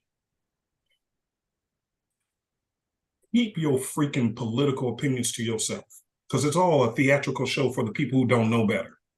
I'm up in the White House office. I know what you're doing. So all them good speeches in front of the camera, that's all good for them. But you coming in to get interviewed by me. And I don't want your fake speeches. I want to look at your character. I want to look at your goals. I want to look at how you're going to manage my business for me. Does that make sense, sir? Yeah. Okay, watch this. Going to what you actually asked me. I am looking at political conflict everywhere that shouldn't even have existed. I'm looking at a country that is flat broke, and it's never should have happened. Because we are idiots who don't know how to run a what? Not a political party. They don't know how to run a what? Business. And because they're not business savvy and they're constantly making decisions off of the soul of this country, emotions, my rights, my this and that, nobody's looking at it from a strictly business perspective and saying, what is the best sound decision for the business to grow? They're not doing that. And yet they got people voting for them because they got good sway in their political party. But is it making financial sense, your decisions? Absolutely not. Credit card balances are completely blown out of the water. People are one paycheck away from being homeless. You got people who are just stressed out, can't even sleep. You got people committing suicide. You got drugs infuriating this country and tearing things apart. And nobody says anything, because if you say anything, what do they say? Oh, you must be for the Republicans. Oh, you must be for the Democrats. No, I am for the business. And I want to hire somebody for the business who know how to run the business. And that's not what we have, sir. No. That's not what we have. And this is why we have so much chaos and craziness and terrorism and all these things happened suddenly in the last few years. And people make it political. No, it's about the person who's the CEO over the business. It's not running the business correctly. You're making decisions because it's your partners say it's great for business and you can keep getting endorsements. I didn't hire you to get endorsed. I hired you to run my business. Does that make sense to you, sir? Yeah, and reading between the lines, Uncle P, then, are you indicating that we're not ready for change yet? We're just going to continue in this mayhem, and next year's going to be pretty much, No, surprises? We do have a chance to correct this. Okay. We have a big chance. And the problem is we only got one chance left. We literally got one chance left. Unfortunately, the one person who actually is correct about what needs to happen to fix the problems that we have is attached to a mindset that's like a maniac. Carrot Top, we'll call him Carrot Top, Yeah, Carrot yeah, yeah. actually knows exactly what's going on. He is actually correct from the business perspective. So if I have to look at 2 employees to hire, and I'm looking at it from a business perspective, not character, not political party, but just who understands what my company needs to fix these problems. And I only have choice A and choice B. Most poor people will not choose the person who actually understands the problem and has the actual right answers to fix it. Why? Because it's attached to this personality that I don't like. I don't like this personality. So you'll rather go with somebody who don't know how to run this business and take your business straight to hell, but you like their nice, kind personality. But you got this idiot over here who knows how to fix your business and make it highly profitable again, but you don't like their personality. Do you see what if I had to be the judge of this business, you see what I would be looking at? Yeah. The kind person who's an idiot, or the stupid person who knows how to fix my business and make me highly profitable? Which one would you go with? Neither one is really a good choice, is it? No, no. Okay, then. Now we're talking. Now we're talking. And nobody wants to hear that part. Nobody wants to hear it. Oh, he must be for Trump. Actually, no, I ain't. That man crazy. That man crazy. Now, this one talks softer, but he don't know what he's doing. So can we find anybody who can be in between the two, who can bring some sanity, but at the same time bring solutions that really will work for us? Because we have one shot. And if we don't fix this right now, I guarantee we're to be honest with you, sir, on the information I have, and I'm just going to leave it at this because I already see people tuning out already. Look at them numbers dropping there. I apologize, Uncle P. Sorry that. But let me tell you all this. We have one shot.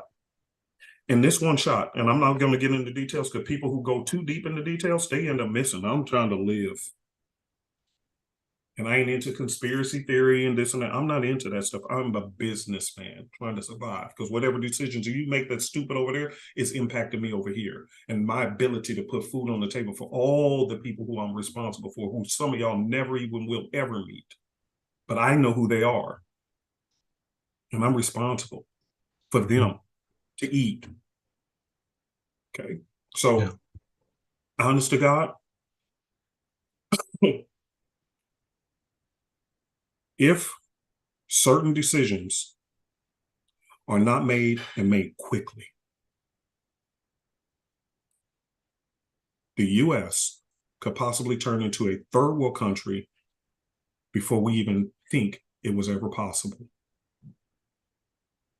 Our GDP, watch this, and you can check this for yourself. As a matter of fact, this is not my information. It's from an economist, okay?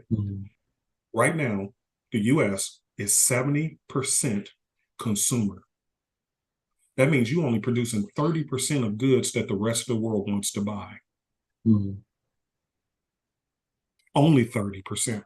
So our only worth in this world is to have financial money to be able to buy goods and services to enrich other countries. They're not enriching us, are they? No. Because we ain't got nothing to sell with our stupid selves. That's the point. See, business. You want to be the wealthiest country in the world, but you have nothing to offer that nobody wants to buy. And if ain't nobody buying anything from us, where's all our wealth really coming from? A printing machine. We're printing our wealth, which is why you see the dollar, the value of the dollar and the inflation numbers over time is constantly increasing. Because it's not like our value is coming from something we produce. If I am a person who sells fruit, and it's a unique fruit that heals people, people will come to me in droves and buy my fruit, wouldn't they? Yes. And that would make me a wealthy man. Is that correct? Absolutely. But what if I have wealthy fruit that can heal people and I said I refuse to sell it because I don't want to tamper with the ground? I don't want the ground. So I'm not going to sell my delicious fruit that all the world needs, but I ain't going to sell it. Does that sound business savvy to you? No.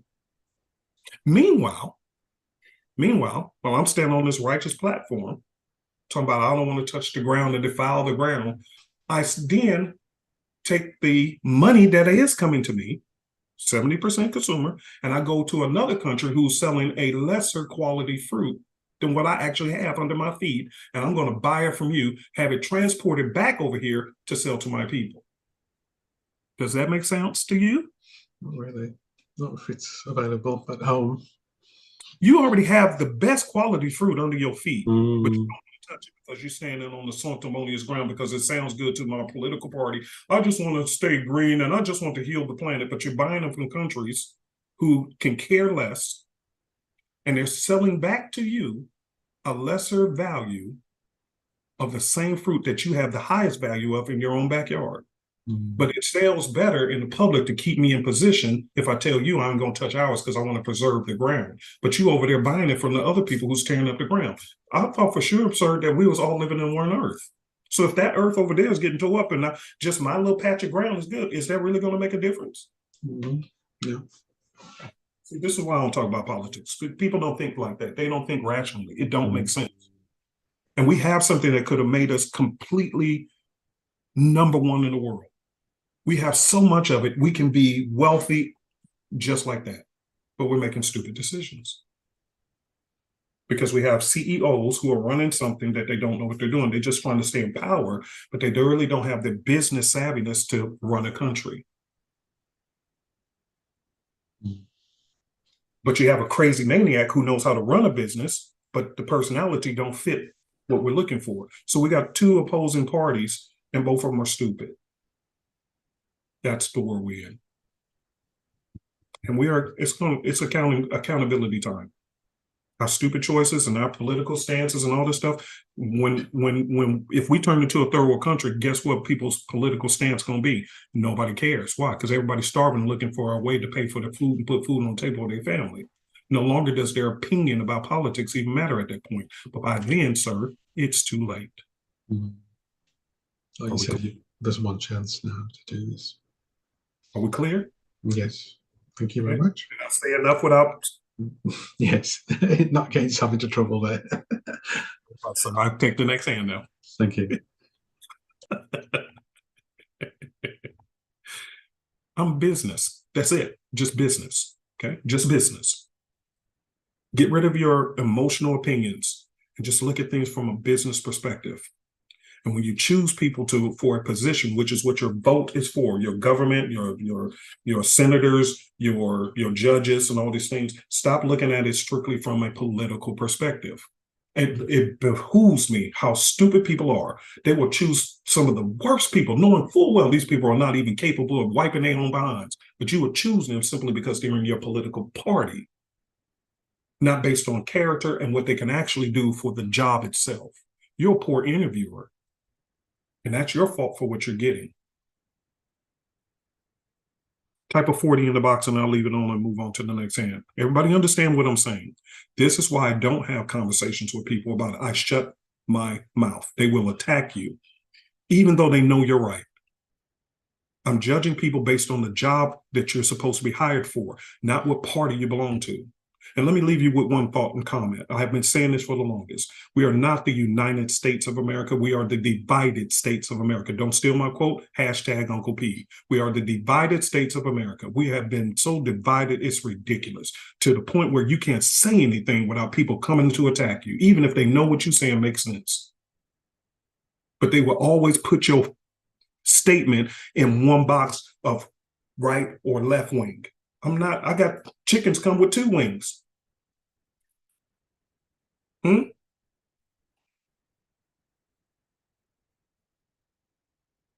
are the divided states of America. We are stupid people. And it's sick to see. And I told you guys, what color, when I grew up around the Crips and the Bloods, there was two colors. What was the color of the Crips and the Bloods? Y'all tell me, what was the color of the Crips and the Bloods? Real quick, and let me get back to these questions on its trades. Red and blue. What is our political party's colors? Same exact. It's gang warfare. It's just done in the White House now. And they're making you choose a side on which gang you're going to be a part of. So next time you want to defend your territory, think about that. making a fool of yourself.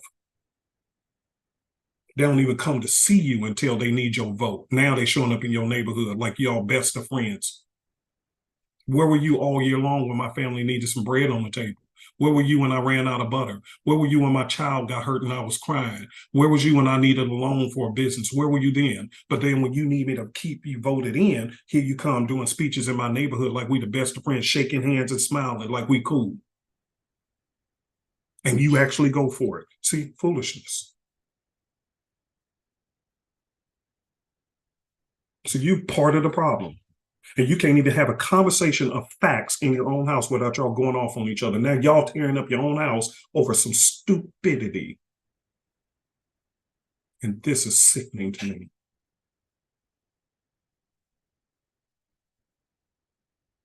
It's sick.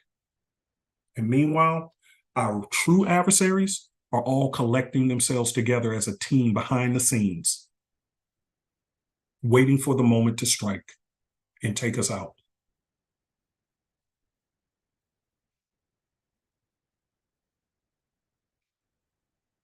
So that's my opinion about it. Okay.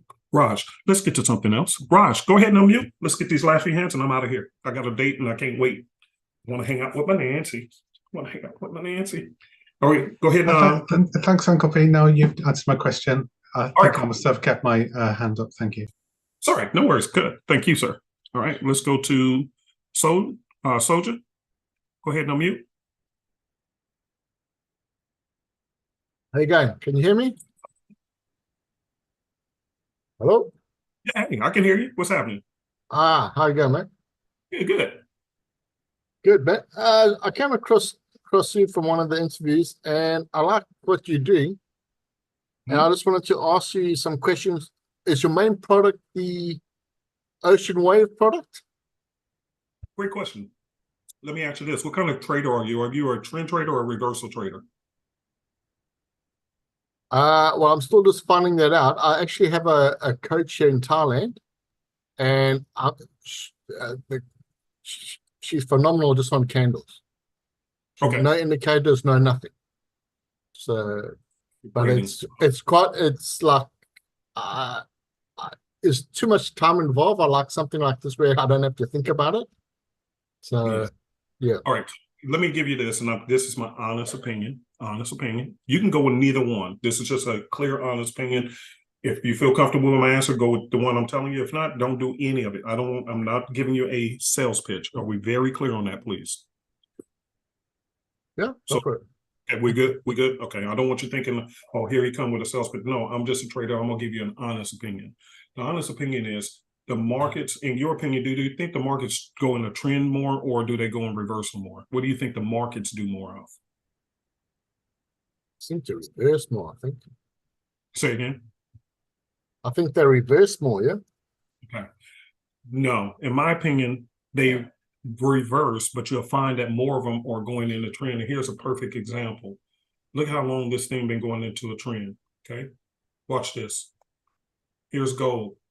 See how it was trending upwards? Now it looks like it's potentially setting up for a reversal, okay? You can see this? Yep. Okay, we got it? All right, but let's go back to just 30-minute only. Actually, let's just go to the 1 hour. You can see it better. What was this doing? Trending or reversing more? Trending. Okay, let's go to US 30. What was this doing? Trending. Okay, let's go to a random pair. Let's just go to this one. What is this one doing? Hard to see. I think it's trading or reversing. Trending down. Is it? See how easily you can spot where it's going? It's trending down. So if it was me, sir, if I had to choose between the two, I would start with the Ocean Wave first because you'll be able to catch the trends better, okay? And then for midweek, which is the only time I'm primarily, most of the time, looking for reversal trades, is going to be in the middle of the week. And if that is what I'm doing, then I'm only going to use this system, which is what I'm using for my reversals. See? So that's why I asked, which one are you? See, when it hits these bottoms, this is what I'm looking for. The sexy analyst with the simplistic combination, it shows me everything I need to know to be able to see where the bottoms are or where the tops are. So for a reversal, going back against the trend. See, which direction Yep. was this? Down. It was trending down. Down, yeah. Yeah, watch this. Watch this. Watch this. Don't mean to point at you. I'm just pointing at the chart, sir. Okay. Take a look at this. So the ocean wave and what's the other one called? This one is the sexy analyst, simplicity with the sexy analyst. It's on my website. So I combine those two together. Okay. The sexy analyst. But if I had to start with one, honestly, the first one I would start with, I would always start with the ocean wave, hands down. Look at this. What was this doing this whole time? Yep. Trending. You got it. That's why it's the simplest system to follow. Start with that one. Once you master this, then the second half of the week is when you can start looking for reversal trades, and that's where the second system comes into play. And how long is it? And how long does it take? How long does it take to master or understand it? Quite easy, simple. The reason why is because some people, they'll get it overnight, and some people may get it in a week. Some people may get it in a month. I don't know the person. All of us can learn at different paces, so I can. Okay. You get what I'm saying? Yep.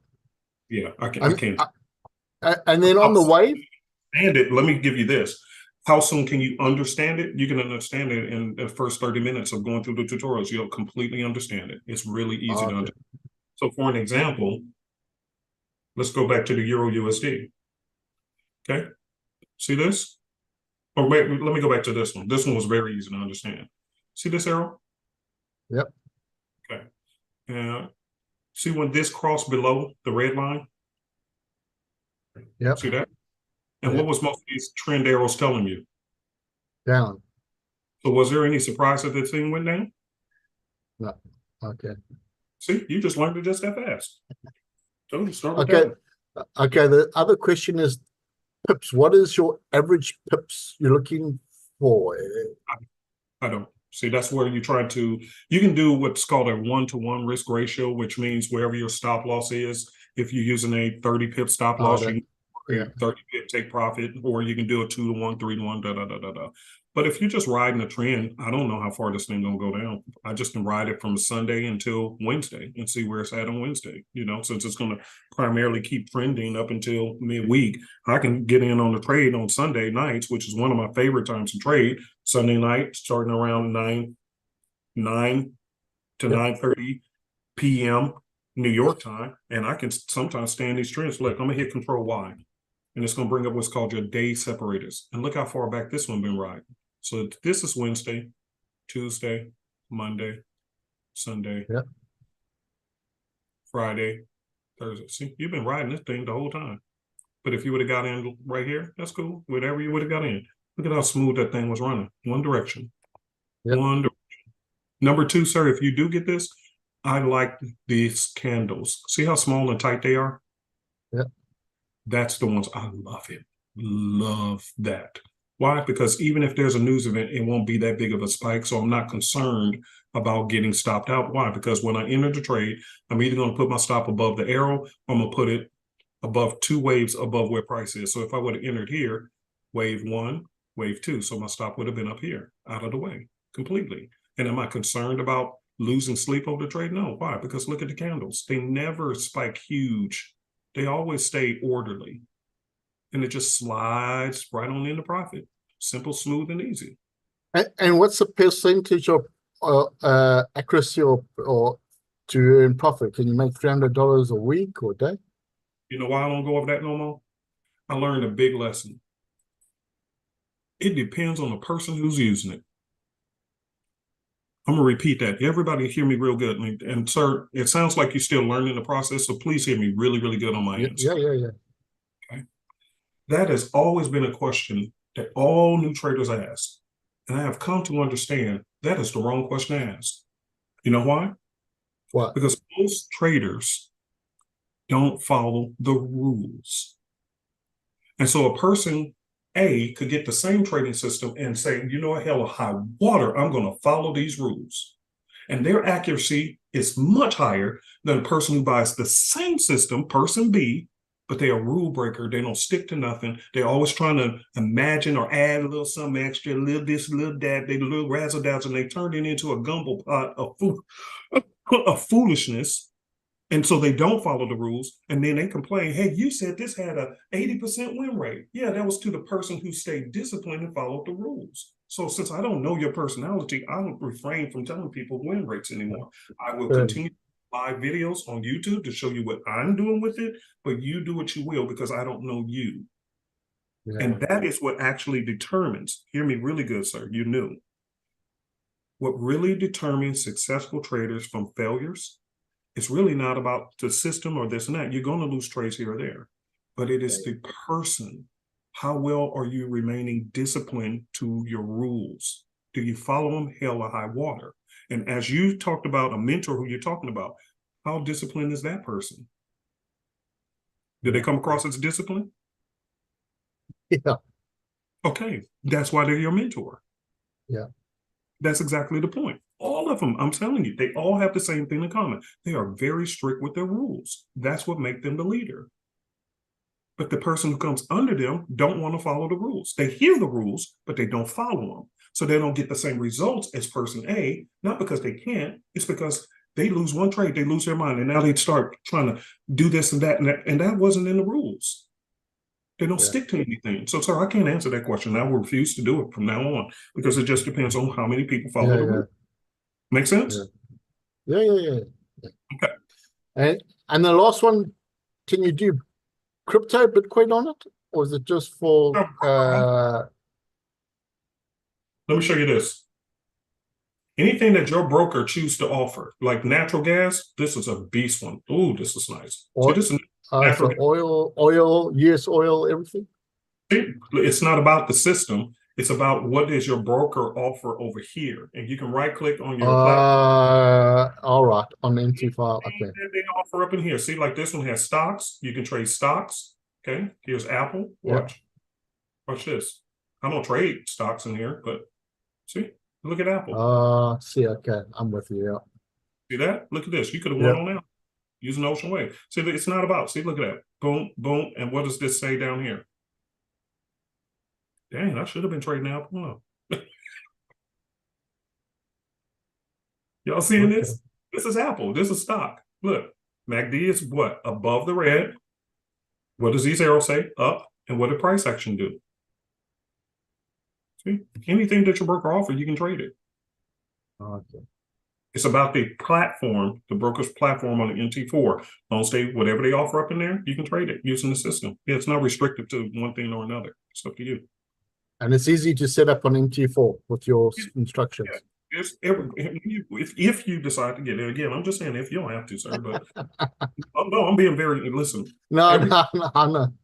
Listen, one thing that I had learned when I was a top salesman at many companies before I started my own, I was always one of the top salespeople in the company. And you know what made me a top salesperson? You really want to know what makes a top salesperson really good?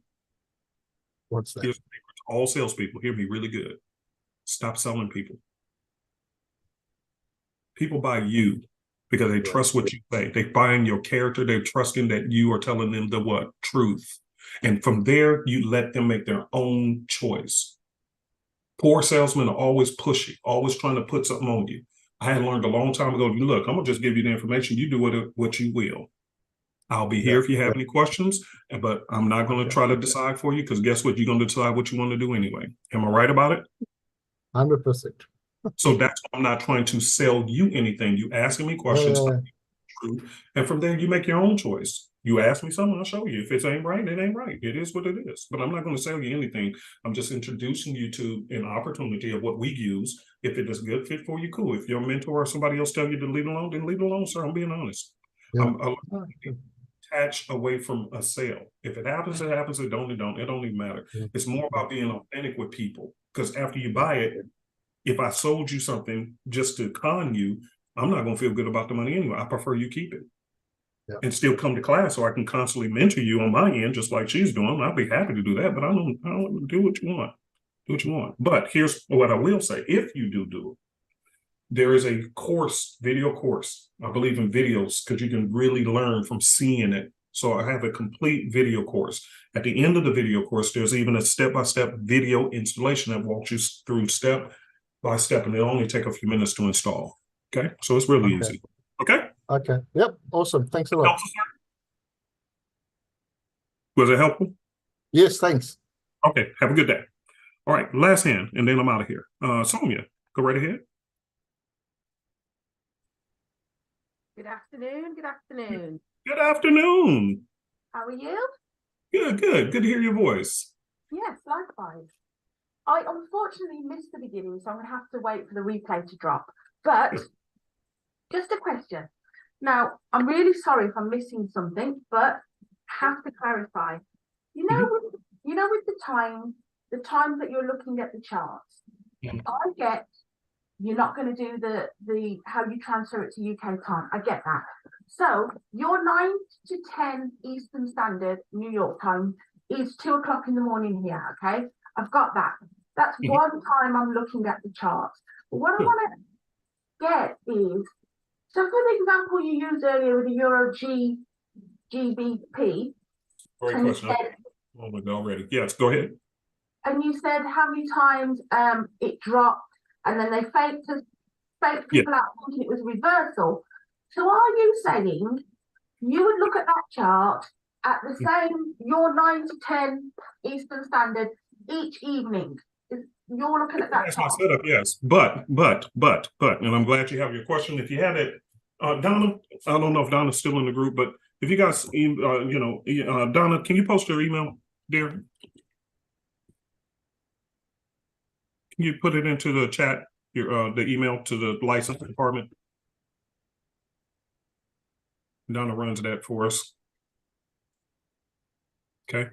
And just, if you don't have it, just if you can send that out to them, Ms. Donna, when you get a moment. But on here, it showed you right here on my chart. If I'm looking for reversals, it says right here, I'm up about 5 to 6 a.m. Eastern Standard Time or New York time. Okay. Okay, everybody look in the chat. If you don't have this calendar, Donna, I'm sorry for putting you on the spot, but if you don't mind just emailing that out to people who need it so they'll have it on hand. Okay. Yeah. Say that again, Uncle P. Okay, so if I'm looking for reversal trades, most of the time, remember what I said, most of the time, their price action is being pushed against to take out people, right? When is that happening? Asian setting is setting it up, push. London comes in and take out people stops. So when London is over, where you at, when London is over, taking out people, which is what it did this morning, then you get the true setup, and that's around 5 to 6 p.m. I'm sorry, 5 to 6 a.m. Eastern Standard Time. So typically, and all of these are typical. Okay. There are always going to be exceptions. If I see these setups have already taken place, such as the 4:15, tap, drop to the 15-minute, and there's the arrow, should I still wait, or could I just go ahead and take the trade and just use a nice, comfortable stop loss? You should take the trade. There you go. And that's what I did. But sometimes you'll find these at 5 to 6 a.m. Eastern Standard Time. And therefore, you do the same routine. Okay. So most of these, when I'm looking for reversals, it will be between 5 to 6 a.m. New York time when I'm looking for reversals. If I'm looking for trend trades, it's going to be at 9 and thereafter New York time in the evening. So it's basically I come to work twice a day. It depends on what I'm looking for. If I'm looking for trend trades early in the week, it's going to be around at 9 p.m. New York time. If I'm looking for reversals midweek, typically I'm going to show up to work around what time? What time? 5 to 6 a.m. your time, Eastern Standard Time.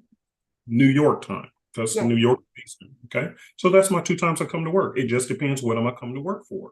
Am I coming to work for trend trades or am I coming to work for reversal trades? Depending on what I'm coming to work for and what day of the week is determines my work schedule. Beginning is primarily trend trading, so you come to work at 9 p.m. New York time. Midweek is reversal time, so you get up and come to work at 5 to 6 a.m. New York time. See? Say you get, you're looking for a trend trade and you've got in quite early, you've got it on the 15-minute, you found an arrow. You know how we set the stop loss above either the two waves or anyway, forget the stop loss. We set the stop loss. You know how you were saying you might let things run. So do you just, because I'm trying to balance between not being on in front of the charts forever, but then if you haven't set a TP on that and you're just kind of seeing how long it runs, how do you actually manage that if you're not having to keep checking the charts? Yeah, perfect. It's very easy. Let's go back to this one here. So let's just say you got in on Apple up here, right? Okay, let's just say you got in right here. Everything lines up. Cool, you got in. The first place, I'm going to put my stop losses right here below the what?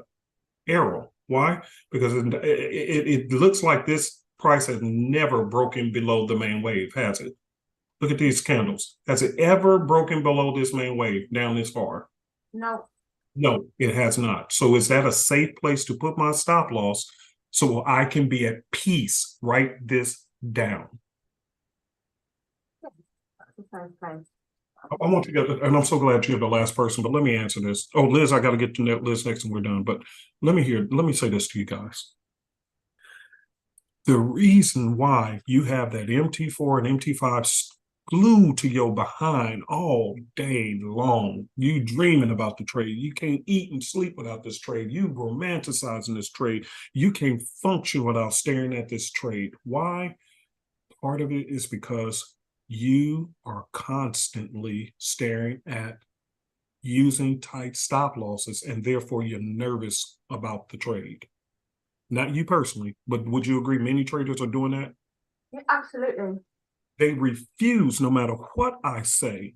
This is why I told the gentleman the truth. I will not give win percentages. Why? Because it depends on who's doing it. The person who listens to me, you can clearly see price action, they never came down below this arrow. But I say, put it down here. And they'll say, oh, that's too far away, Uncle P. Oh, no, that's too many pips. Oh, no. Okay, then do what you want to do. Why did you even ask me? Do what you want to do. But the moment that thing comes and does a little a quick, beep, beep, and you get knocked out, you crying. But I told you don't put it there. But you want to do what you want to do. So this is why I never go into win percentages anymore. People who listen to me, they have a higher winning percentage because they understand the concept. Why would I put my stop loss so close to where it could potentially get knocked out? Because I'm trying so hard to over leverage this trade and put too much on it. That's why you're actually doing it. But the truth of the matter is, I'm gonna put this white line right up underneath there. Has that price ever come and touched down here? Period. No. Never. So wouldn't it have been smart for me to put it here so I can be at peace and live? Yeah. Do I want peace in my trades, or do I want to be panicking and pissing every time and stand my phone? And I'm more married to my phone than I am to my wife. Why? Because I was taught to use them tight stop losses. So I'm nervous on every trade I take. Nervous at the crick, can't even function. Everything is, my whole mind is boggled down with this trade. I don't want that anymore. So you asked me about how to step away from these charts and be at peace. First of all, put a comfortable stop loss in a range where you see price action never came back to. Okay. Now, that's number one. Okay, that's number one. And I want to make sure everybody's hearing me. So type a 65 in the box for those who's in class. Type a 65 if what I just told you make complete sense. If you talk to any institutional or professional trader, you'll see they do not use them stupid, dumb, tight stop losses. As a matter of fact, I was listening to a guy who was talking about this, and he's a professional trader, owns a prop firm. And he said that the brokers taught that concept because they knew that the retail traders were going to come in and only look at scalping off of 1 and 5 minute. So they were taught to use these tight stop losses. The sick thought process has taken hold in the Forex retail community, and people can't shake it loose, even when rationale tells you it's wrong. Is this making sense to you, sis? Yes, absolutely. Rationally, it don't make sense for me to have used a stupid tight butt stop loss, bumping it right up underneath this last, you see this low, coming in this right here. All it takes is one candle to come back and tap me out. Am I right? Yeah. But if I had my stop loss below a level I can clearly see and they never came back to, wouldn't that have been more smarter? Yeah. If price comes and takes a breather and pulls back a little bit, at least I know it never came back down here, so it's my trade just safe. Now that makes logical sense. And this is what I was saying about on the video yesterday, how our soul emotions overtake logic, which is where our spirit dwells. It's too much noise. I don't want to, I want to go have a good time. I want to be in trades, but I want to have a good time, sis. So now that we address why, it is smart to use a larger stop loss and just reduce your lot size so you won't blow your account. That's what the professionals are doing. They're not doing anything magical. I'm being honest with y'all. Let me say this, and then let me finish your question and move on. The more you study professional traders, you'll see they all have the same thing in common that they're doing. It's the same thing over and over and over again. Says, get away from their strategies. This is where in the retail community, we're making a mistake. Everybody wants to know the strategy, but nobody's really paying attention to the truth of how they're succeeding, because professional traders lose too. Do you agree? Absolutely, yes. Okay. So then if the retail trader loses and the professional trader loses, that means everybody's losing here and there. Would that be correct? Yes. Okay, so then why is it that the professional trader is still successful when the retail trader is not? What is it? It can't be about win rates. It can't. So what is it really about? Managing the money. They use smaller lot sizes and larger stop losses. That's the one thing they're doing different from the retailers. Yeah. And if you guys can really get this concept, you will see an astronomical growth, because sometimes how many times, Miss Sonia, have you taken a trade and later on you took a loss, but then later on you found out the trade actually turned around and went exactly where you knew it was going to go? How many times that happened to you? Too many. Let me get a survey in the room. Type a 45 in the box if that has ever happened to you guys. Type, type, type, type, type, type, type, type, type, type. Look in this box, Sonia. Type, type, type, type, type, type, type, type, type, type. So we all know that happens. So then why are we still playing subject to the stupidity that our broker taught us? That's our slave master, because they're benefiting off every time you lose some money on trades and then redeposit. They are benefiting. So yeah, they'll teach you a stupid strategy. Take stop out 10 pips, 10 pips, 5 pips, 10 pips.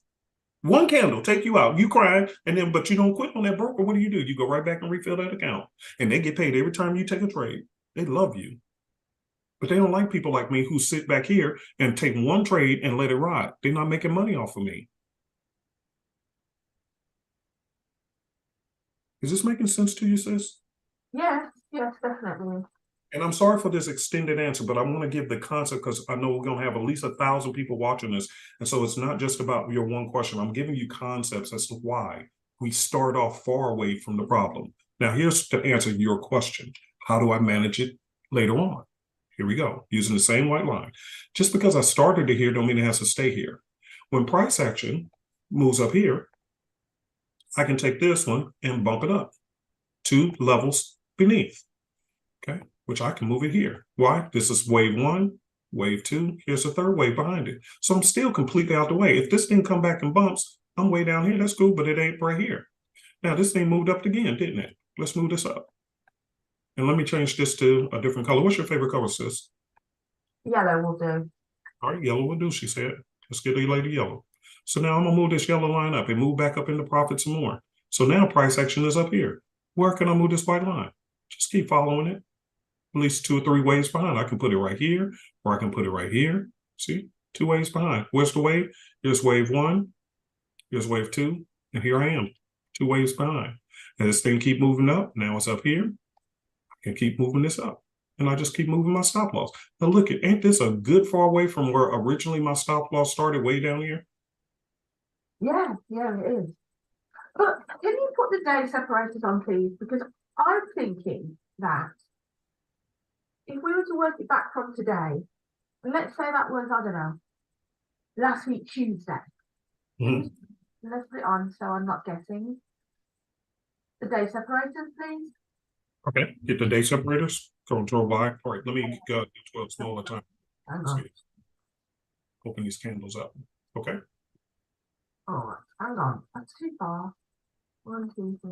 Anyway, what I was trying to say is if that arrow came in, let's say on a Thursday, Okay. you know when you're telling us just generally that you'll look at ocean wave at the beginning of the week, look for reversals during midweek. Yes.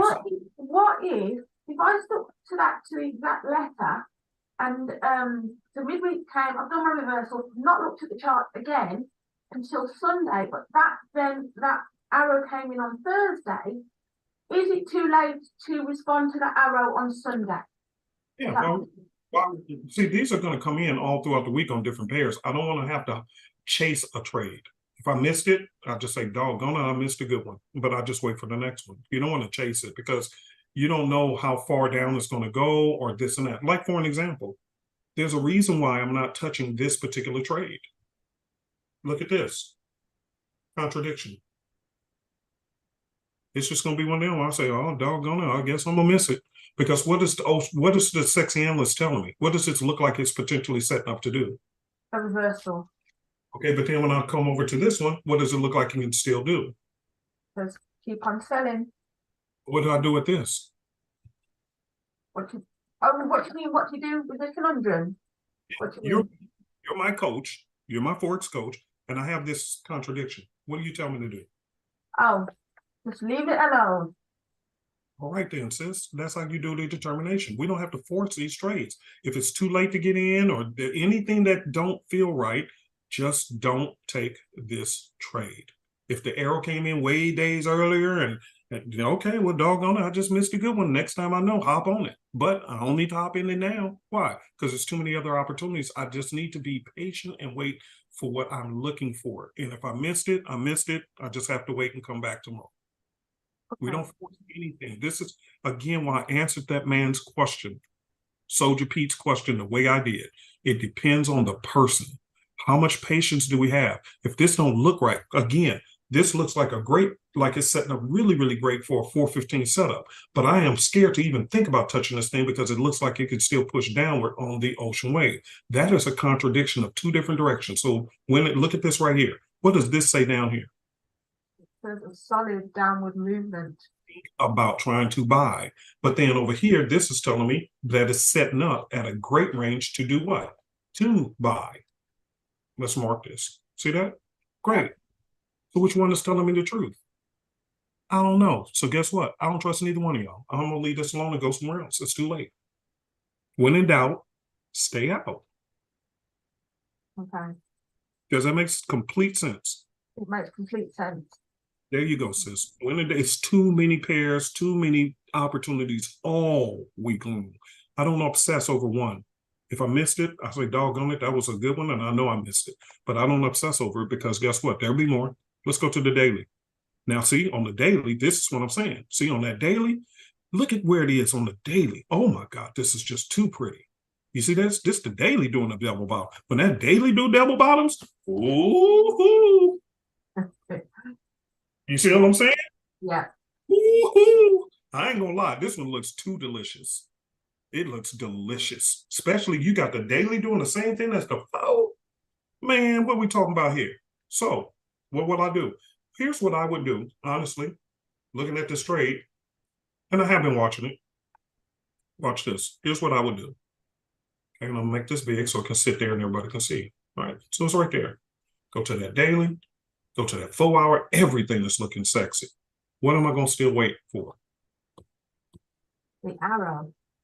Got it. Let's go to that 15-minute. Do we have an arrow yet? No. All right, then I sit and wait. That's what I'm going to do. If the arrow comes in and it shows, okay, this thing is truly turning around, then I'll believe you. Until then, it doesn't fit the rules, does it? No. So what can it be? It can be on my watch list, but I can't trade it yet. Yeah. Okay. Make sense? Yeah, makes perfect sense. Thank you. You're welcome, sis. Sorry for the long answer. That's okay. All right, let me get to the last hand, which is Liz. Guys, if this information has been helpful to you, type a 35 in the box. I'm always asking you to type numbers because this is my way of connecting to you to make sure that what I'm sharing with you is making conceptually it's making sense. Without feedback, I don't know whether I'm teaching you what is helpful to you. So if it does, that's why people, why he always asks them type a number in the box, because for me, it visually tells me whether I'm making sense. I can't, some people type messages in there and they're too long and I'm trying to teach and so I can't read everything people are saying. But if I see a number that's coming up, then that confirms, okay, I'm on the right track. We're trying to help my fellow teammates because that's what we are. We're a team. I'm not nobody special. I'm just a few grades ahead of you. You may have just entered 9th grade at the high school, and I may be in the 11th grade, and that's about as far as it is. I'm not a graduate student. I ain't this or that. I'm just a few steps ahead of you, and I'm just trying to corral a group of us together so we can try to, hammer things out together a little bit better. Okay. So this feedback helps me to know, okay, I am on the right track of giving people the right concepts. Okay.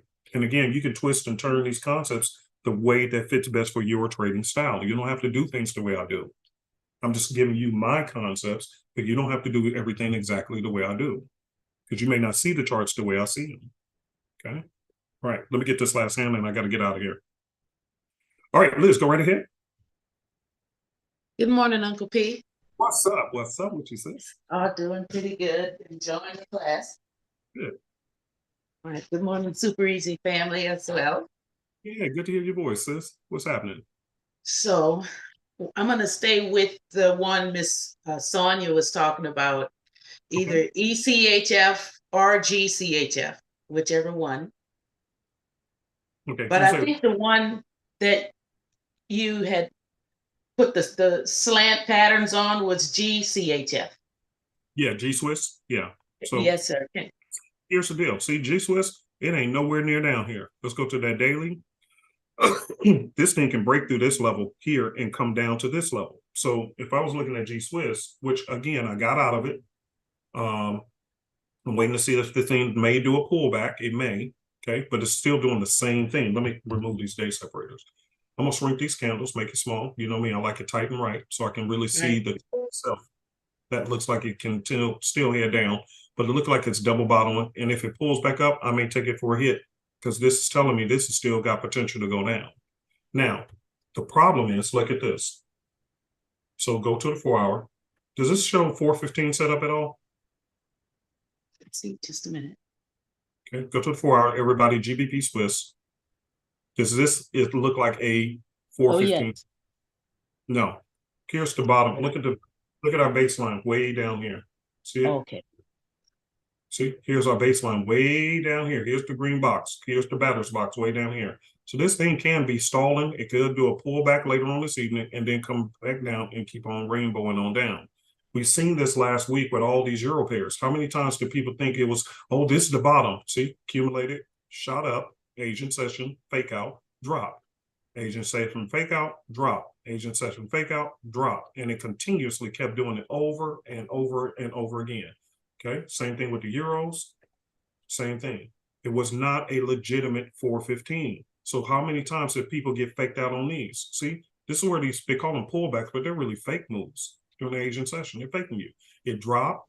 Now they telling the buyers, okay, time to come in. And it's true, you can get a few pips, but they thinking it's going to come all the way back up, and it didn't. And what did it do? It dropped, and they repeated it, dropped on them, repeated, dropped, repeated, dropped, and then the ultimate drop just collapsed. And now we have this double bottom. You see that? Yes, yes. Now, see how far this thing dropped, and now it's in my zone. See that? This is where that simplicity come in. Now you in the range that's catching Uncle P's attention. All this stuff up you doing up here, they don't catch my attention. But when you fell into my box and you double bottomed, now you're worth the risk. Do you see what I'm saying? Because you meet the qualifications. What was the first qualification? You fell into my box. Just like when it fell in here, it fell into my box. Now let's look at G Swiss. Did it fall in my box down here? And it's still got room to. Still got plenty of around. potential room to keep going. So if I was to take an ocean wave, yeah, I would be looking at taking this one tonight. If it pulls back up to the main wave, I'll slap that butt cheek and keep on going. Why? Everything is telling me you can still go down. And that's what my question is. It's because, I understand the concept of, interviewing the pairs to see which one is meeting the rules. I love that, interviewing them. Yeah, I got that from you, Uncle P. So let me see. Let's go back to the one that was sitting. But the one that I'm in the rules box. Now here's this one. This one looks like it can completely keep going down. Correct? Yes. This is your list, 30-minute. This is one that I would have loved, especially if it had a fresh arrow. I would just be all over this thing. This is the Mona Lisa of trading. small candles, drifting slowly into the sunset with a pina colada. I don't drink, but with a pina colada sitting on the beach, just drifting on into the sunset of profits. All the arrows are lining up saying, down we go. You see what I'm saying, sis?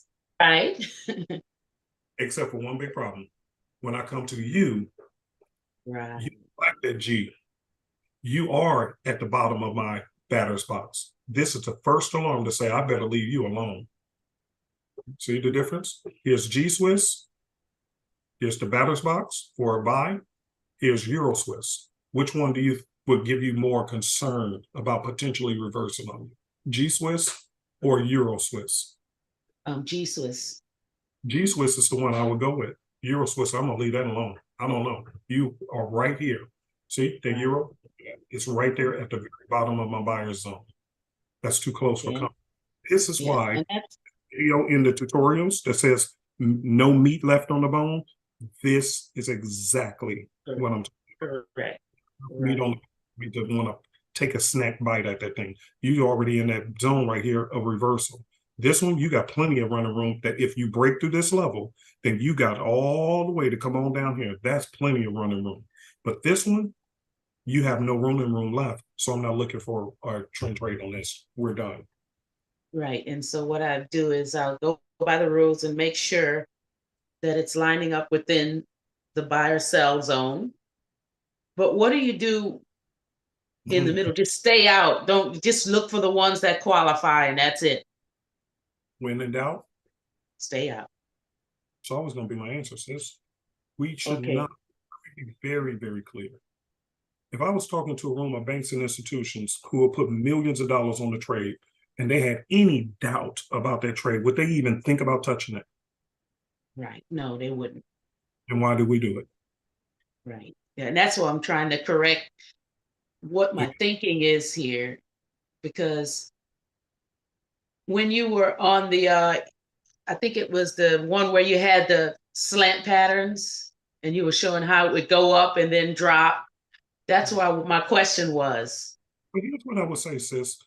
I can teach all kind of concepts, which is why I don't teach as many as I know, because I want people to perfect one at a time. And once you perfect one, then you can go do another. And then you can go do another. And I think the challenge is that too often in retail trader space, we have too many strategies at one time in our head and it gets us confused. So for me, this is why on this, on this checklist, you really only see me use two strategies. Either I'm trend trading or I'm reversing. And each one has to meet a very strict criteria. So therefore, if you are this one, if it was Monday, we wouldn't even be having a conversation. And if a fresh arrow came in right about here and I seen this flat, it's trend trading time. I would be all over this all day long. We wouldn't even be having a conversation. But it is what day? Midweek. So therefore, I have to double check it. And when I double check, there's a problem. Right. But my main question is, this was a trend trading question. Sure. Yeah. That I had. Yeah. So that's the one that you. So I'm trying to explain what I made. So on EURCHF, let's say it's Sunday, Monday, Tuesday. Okay. So when I looked at it on Sunday, I saw it was going down. All the arrows are red. So my question is on the MACD. Okay. So, and it was a simple question, but I got confused. On the MACD, everything's saying get in on good sell trades if you can. So the MACD would have to be going below that line, right? That's all my question was. That is correct. Simple to be safe. That is correct. That's it. It's not hard. Right. Right. I know it's not hard, but sometimes I have to make sure I understand. Absolutely. And that's why when it comes to this, just set it up, make this as big as you want, the red line or whatever.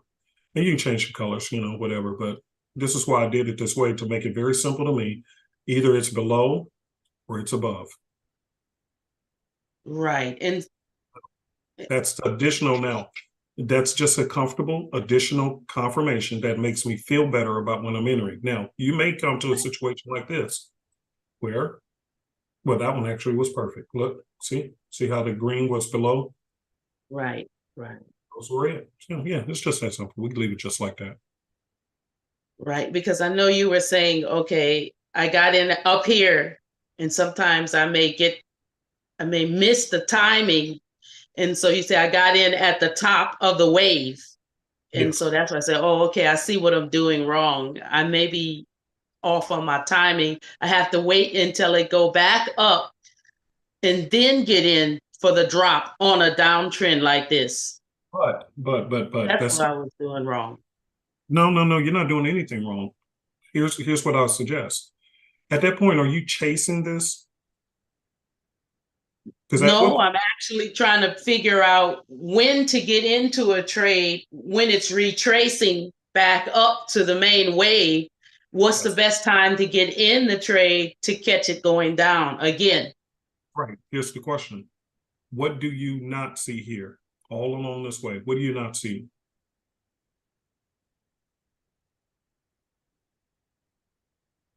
I'm gonna see if you get this. And this is what I was trying to tell the other young lady. Okay, everybody type in the box. Sonia just did it. Look what they said. Look what Sonia said. The arrow. You don't have a fresh arrow, do you? No. No. See, here's the problem. I'm teaching you guys how the market makers are doing it. So if you get a fresh new arrow, you can understand when it's coming in and why it's coming in. But if you don't get an arrow, see, hindsight is 2020. So now we're looking back in time and we can see how pretty this thing worked out. But what if this was not just a short pullback and it was actually reversing? You didn't have a fresh arrow that told you, hey, it's going to continue to go down, do you? No. So then what should you have done? If there's no arrow, what did I tell you? It's going to continue going down. Don't tell me that. I don't know that. That's the whole point of these arrows. They're telling me a bias. If I'm way down here, yeah, we're looking at it now, but right here, how do I know if that was it's going to go back down? I don't know. What am I supposed to do according to the rules? This is why these rules are so important. We interpret on what we think gonna happen, but we're not abiding by the rules. What is not here? An arrow? Okay, then if ain't no arrow, why we even talk about it? You see what I'm saying? This is where no, go ahead, sis. No, I'm explaining because I don't know. Here's what happened. I made that mistake too many times thinking, okay, this is going to continue down, but it was missing one of my rules, and come to find out that's oftentimes when I'm losing a trade because it could possibly go down, but if it don't have exactly what I'm looking for in the interview, what is the best thing for me to do? Pass over it and go find something that does have it. Let me show you what I mean, sis. And I don't want you frustrated. Just hear me out, okay? This is the same thing. This is GBP CHF. What do you see all along the way? Arrows. Telling me what? That it's going to continue going down somewhat. Yeah. Now, let's take a look at this one. What is not there? Arrows. No arrows, right. See the reason why I said this is why I stick to the rules. When in doubt, I'm just not touching it. It could, because see, we're looking at hind parts. But if I block this out, if I block this whole section out, I didn't know that this thing was going, I'm not Nostradamus. I don't know that it was going to truly go down more. It's nice to see that it did, but I didn't know that at the time if I'm looking at the charts right here, it looked like it can actually break up and keep going here. I don't know. But the difference was I can go to another pair and this one did tell me exactly what I needed to know. And the arrow came in and said, you're correct. It's still going to go down. And this is the one that I would have went with if I had to choose between the two. Go with the one that meets the rules. The first thing is you got to have an arrow to confirm that this is where it's going. That one didn't have it, and this one did. Okay, I see now. Because I was missing the part where there's continuous arrows telling you Because on one, it has one arrow way in the back and it don't have any more, but this one has a few other arrows. She got it. Okay, I didn't realize that. Because I'm saying, okay, the arrow's back there. So why do I need to look for another arrow? Now I see why I need to look for another arrow. Yes, Because because we don't know. this is going to continue. Otherwise, you're just assuming something that may not happen. Let me find you an example. Come on. Let me show you. Okay. You're the last person. So look at this. See? Look at this. See? You're getting all these arrows. That was consolidation. You don't know what was going on. So this could have been the next thing to happen. See? Mm-hmm. So we get caught in the trades that we don't belong in because guess what? This is what we're looking at. Okay? So you don't know for sure. This is why we have to tie this into the arrows up here. Here's another one here. See, look at this. See, this arrow came in and it's saying, nope, it's going to continue down. You see, it did drop off a little bit, but we had an arrow that told me it's going to continue down. I didn't just guess, well, you heading down, you touched the wave. And so I'm assuming you're going to, that's a bad assumption. Why? Because what does our rules say? Arrow, MACD, this 1, 2, 3. So if we look at this one here, in this range right here, it don't meet our number 1 rule, which means, first of all, you got to have an arrow. Then you look at the MACD, and then you match it up to these. So it's a 1, 2, 3 process, which is why I'm strict on you guys. I'm being very, very strict on all of us, including myself, that I am tracking how consistent I am. And I do have a sheet over there where I have to write, highlight a day where did you meet the rules. It doesn't matter the outcome. Did you follow the rules? And the first rule on this one was, it looks cute, but I have no business paying attention to it because it doesn't have the first thing I'm supposed to look for, which is an arrow. But if I go to another pair, this one, at almost the exact same time, this one did have the arrow. See what I'm saying? Okay. So could you go back to the other one right quick with that, the one arrow? Could you go back to that yellow arrow? Way back there. See, that's where my mistake was. I was thinking, I didn't see any other arrows come in to tell me it was going to continue going down. And that's why I made my mistake. I didn't know that there would be other arrows to help me along. I'm just saying, okay, there's a 1 arrow. That's it. Until I see an up arrow, I'm thinking it's going to go down. That was wrong thinking. I got it now. Yeah, no worries. So thank you for your question. I didn't mean to frustrate you, but let me tell you why your question was so important and why I'm spending so much time reemphasizing it. Because when I'm going to my charts at 9 o'clock, let's just say it was 2 days ago. Yes. It was 2 days. And this is honestly, you asked me, I'm giving you honestly. A lot of these pairs I'm looking at, I'm saying, oh my God, I think this thing can still go down. But what was the key thing that I said that was wrong? I think. And if I lose that trade because I thought and it doesn't work out, whose fault was that? Was it mine or the market's? That was mine.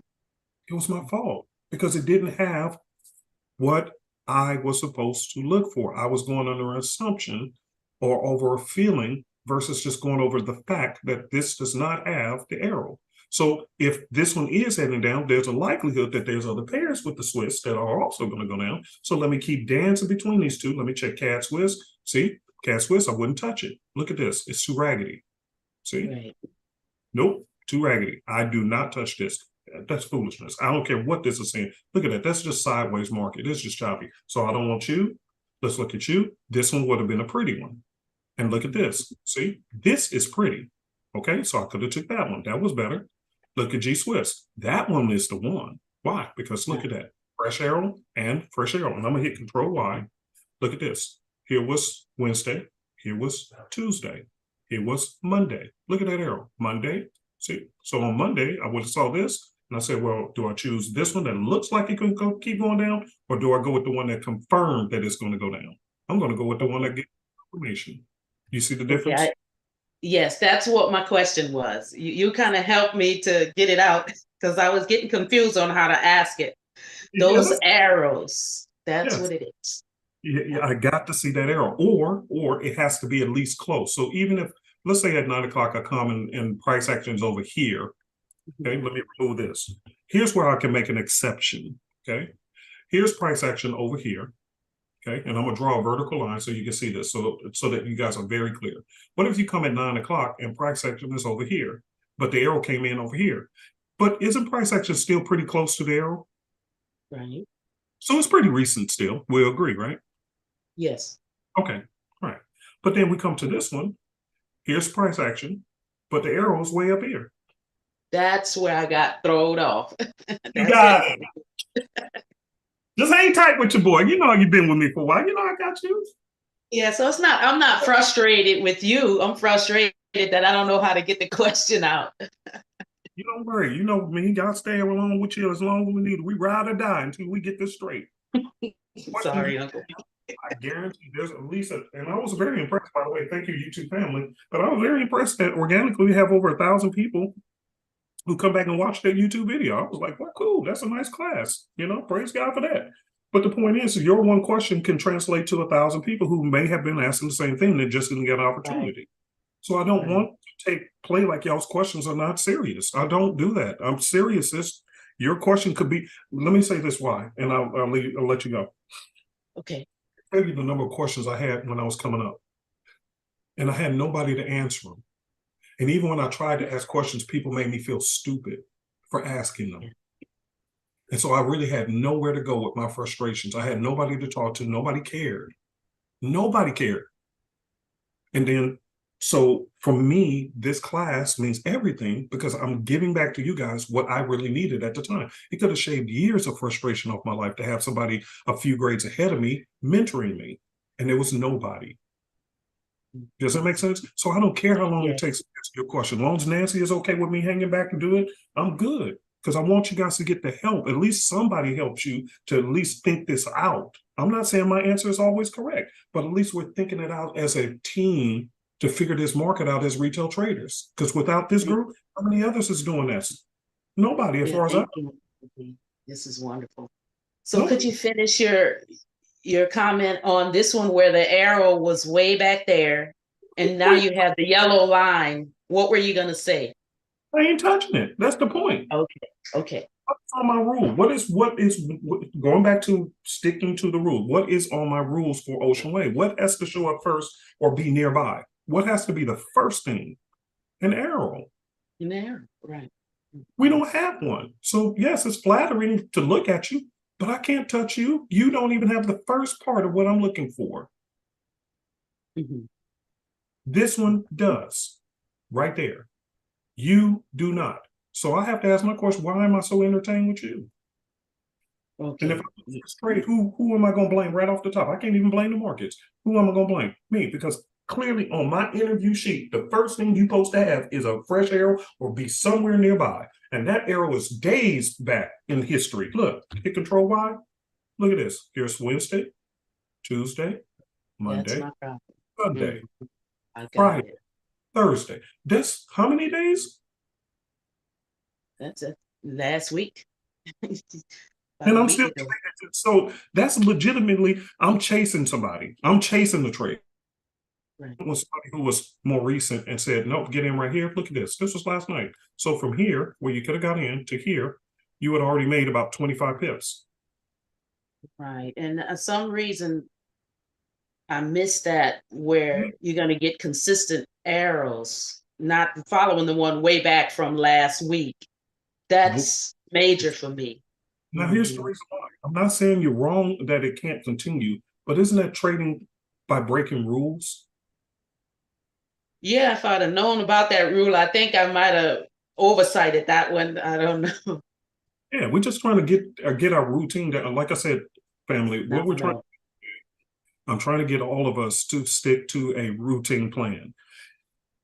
And anything that deviates from that routine, we just got to move on. Again, the arrow that's days ago. No, I can't fool with you. If you just happen like this one, and please, sis, take a screenshot of this. Okay, yes. On your so from here on out, this will never be a question again.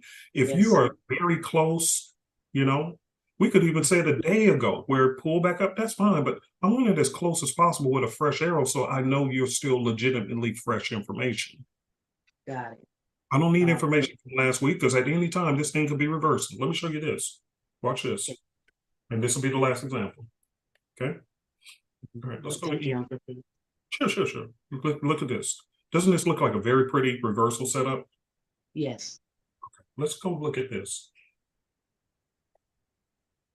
What is this showing me? Oh, it looks like it can continue to go down, Uncle Pete. That's where I fell in the mud. All right, I got it. Look how old this arrow is. Look, 1, 2, 3, 4, 5, 6, 7, 8, 9, 10. 10 days old. And here I am chasing it because it looks like it can Yes. go down. And the truth is it might. But when I look over here, what are we looking at? A very beautiful 415 setup in the opposite direction. Am I right? Yes, sir. And no meat on the bone left. I mean, that's fine. Got it. But look at this. Where's the arrow? There is no fresh arrow. That's why I don't want to Got touch it. That's mine. Got it. I'm correcting that today. And just make sure that this example at this time, which we did, I was trying to have a shorter class. So around 2 hours and 20 minutes in, this is your section. So review it as many times as you need to on the playback so you can really see these examples. You can say, okay, I get what Uncle P's saying. It looks like it can go down, but I don't have a fresh arrow confirming that. So therefore, let me just leave it alone or go to one that does give me everything I'm looking for. Okay. Okay. Thank you, Uncle P. Thank you so much. Yeah. Good stuff. I love it. Type of 45 in the box if that was helpful to some of you guys who may have had the same question. Don't leave my sister by herself. See? That's why I took your question, Liz. Look at how many people typing the same thing in the box. Look at how many people I had the same question. That's why I answer the questions. That's why I keep over explaining my answers. Because I know that you're not the only person with that question. That's the why. Told you. Question and answer period is the bomb. All right. Jay, you're the last one. I really got to go because Nancy's waiting on me. Okay. Go ahead. Yeah, just real quick. I really appreciate that question she just asked. But my question also is like you showed, there was a 15-minute arrow, then it went for days. Yeah. I was always taught that we could also drop down to like a lower time frame. Is that the right thinking with this system, or should I just stick with that time frame? See, this is where I'm trying to keep us on a professional level. If you were just a professional working in a institution, what would be their answer to you? What would your boss tell you to do? As far as what do you mean? Like, what is their rule? Oh, just stick to the script. They don't put no extra. Just stick to the script and do your job. Okay, I got you. Okay. You got it, brother. Just making sure I didn't want to make a mistake in thinking that way. You know what I mean? Yeah. Listen, let me be very clear, Jay. I ain't trying to make fun of you. I'm telling us as a retail group, this is why the retail traders are in a 90 percentile of losses, because we don't do it the way they do it. And when I keep thinking about how do they do it, if I was working at a job, listen, listen, can I give you this answer? Can you? Okay, here. Where I really learned about checklists wasn't even in Forex. It wasn't even Forex. My last job that I had years ago was as a medical sales device person. And I worked at this medical sales device company, and they actually have commercials on TV. I was in the department I was in, I ended up turning out to be one of the top sales guys. But because it was in the medical industry, if you made 1 or 2 mistakes, you lost your job, no matter how good of a salesperson you were done. And they were dead serious. So here's how they worked. You would make the sale, and it better have went step by step with the script they gave you. You cannot deviate from the script. Now, you can make it your own, but you better supply this information. And then they had operators in the back who would monitor your calls to make sure that you mentioned these points during the conversation. I used to work at Citibank. They would do that, yeah. After you made the sale, you had to go and fulfill the order, but it had a checklist. And before you sent out that order, you had to take your completed checklist and take it to your manager, who went through the checklist to make sure you didn't miss anything. And then from there, It went to the fulfillment department and they went through a checklist to make sure before they shipped it out. And then when the customer got the product, you had to call them back and you had another step-by-step script to make sure they understood exactly how to use the product and go step-by-step with them. So where did I get this concept of step-by-steps? It wasn't even in Forex. I had to learn it from a business world. And then you bring it back here and I say, well, my God, that's why retail traders are losing. We don't have a step-by-step checklist. We just go off the seat of our pants. We go off of how we feel. We reinterpret things and then we don't get the results. But any other business, they all have a procedure that must be followed. And what happens to people who don't follow procedures? What happened to them? How long they stay employed? Not too long. But see, in here, because we're our own boss, we can break all the rules we want. And the only consequence is your feelings are going to get hurt and your pockets get empty. But there's nobody to tell you to stop doing this foolishness. Right. So if we take the concept and say, if I was working for a bank or institution, would I be able to get away with some of the stuff that I'm doing? No. Who would be? Of course not. Then why do we keep doing that as retail traders and then want to keep getting upset? We're rule breakers, brother. Am I right? You're absolutely right. I really appreciate you. I appreciate your question, bro, because this is real talk. And I'm really soul searching even myself. This is why I'm getting more strict on myself as far as following the rules. I'm not even going to worry about the outcome because I can't control which way the market going to go. But did I follow my trading rules? Right now, this trader probably pulled back into drawdown. Can I control that? No. No, I can't. This was a legitimate, look, it hit. Here's second candle. Here's the third one that tried to reach. So number one, did that meet the rules of the 415 so far? Yeah. Okay. What time frame do I drop down to? You go from the 4 to the 15-minute time frame. What am I looking for? Looking for a reversal with the arrow bouncing off the I guess we consider it like an order block or zone. I'm doing block stuff. I know they're coming out with all these cute topics that nope, I ain't doing sexy stuff. Here it is. We got a couple of we got a couple of candles that tap, didn't we? We drop down to 15-minute. What do we look for? An arrow. Get in on the trade, come back to that 4 hour, set your stop loss below this block, and we're good. I'm done. See, simple, just like that. 1, tap off the bottom of the zone. 2, look for the arrow. 3, enter the trade. 4, go back, set your stop loss below this box right here, and you move on with your day. That is the rules. All these other concepts and all these other things, it just convolutes the concept and it makes it too difficult. Not following the freaking rules. And I'm really upset with us because we're the ones who need the money. There's trillions of dollars in here and we still ain't tapping into it. And then we get mad at the wealthy people. For what? Do what they do. They follow rules. They have a systematic way of doing things. We go off the seat of our pants and emotions and then keep wondering why we whirling our heads, getting pissed off, and we have nothing to show for it. And I'm tired of that myself with me. Because some days I have a beautiful week. But when do I have a bad week? When I start breaking rules, reinterpreting things, doing things that ain't got nothing to do with what I said I was going to do. Here's the truth, brother, and I'll let you go. If I say I'm going to do something and I don't do it, what does that make me? A liar. I can't stand on your word. Come on. Call me what I am. Call me what I am. Yeah. I just lied.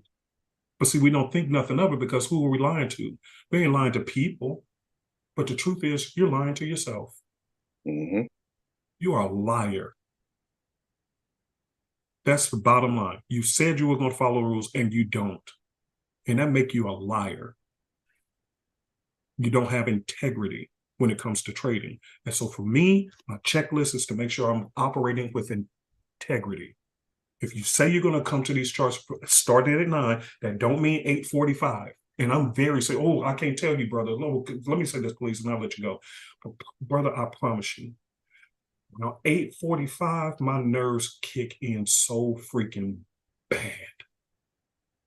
My endorphins, everything just, I'm sitting there next to Nancy, but I promise you, my body is just, why do you think that's happening? Anxiety. Why? You're anxious because I don't know. Somebody type in the box. Let's see if y'all can figure this out. I'm telling you the truth. Somebody type in the box. See if y'all can figure this out. Why? Why am I starting to get feelings in my body? Come on, type. Those Please, okay, what about, wait, we're getting close. Uh-uh. Mm. Let me give you the answer so we can go. Okay. Everybody hear me.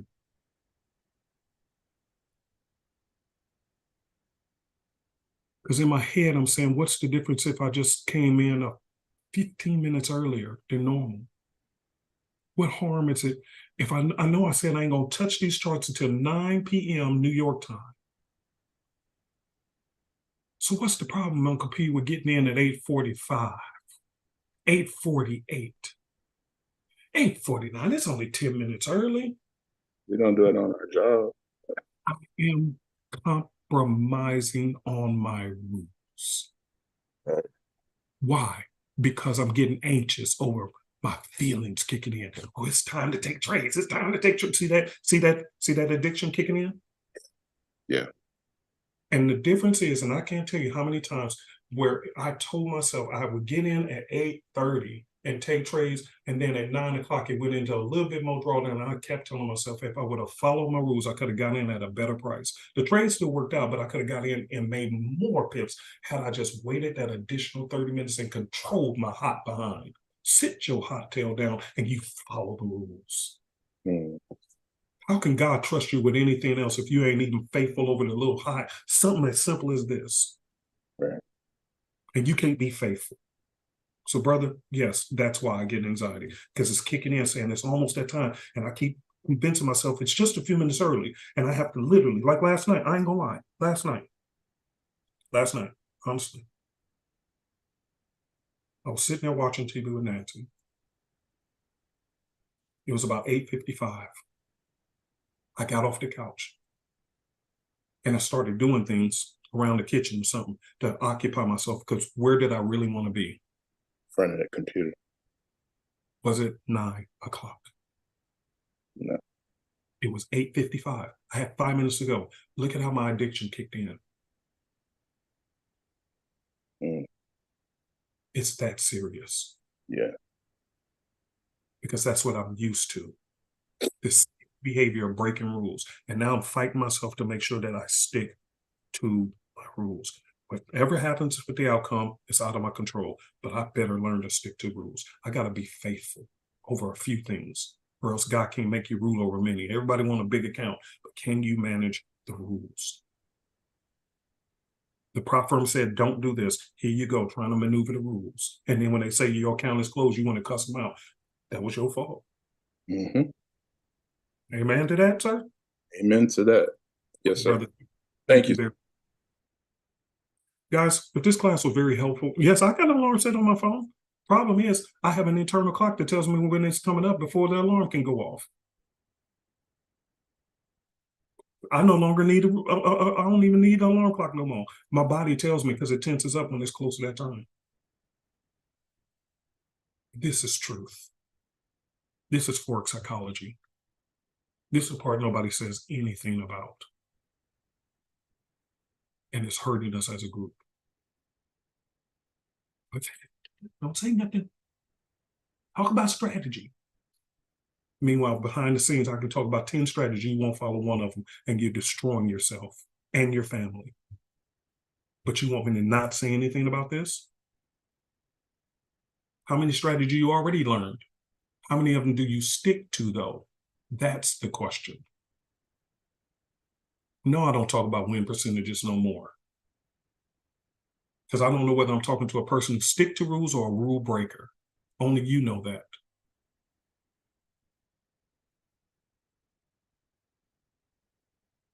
Type amen in the box if this was the truth. Truth. That's the truth. And no matter how long you've been trading, if you ain't got discipline on your side, you will be under this stress years. You'll be inflicted with this problem. And now you can see the real root of why you have not succeeded in Forex. Or anything in your life that you are trying to achieve. You don't stick to the rules. You want the independence so you don't have to be told what to do, but But the truth is, the more independent, the more disciplined you have to be, because you don't have a boss who tells you, and keep your appetites under control.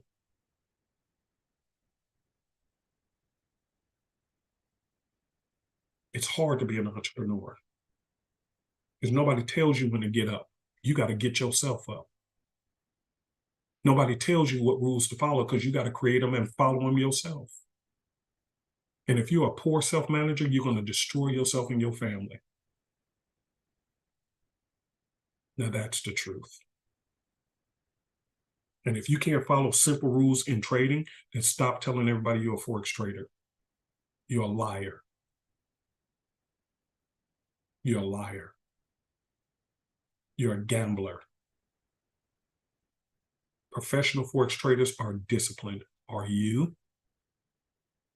And if you're not going to be disciplined, then quit until you can.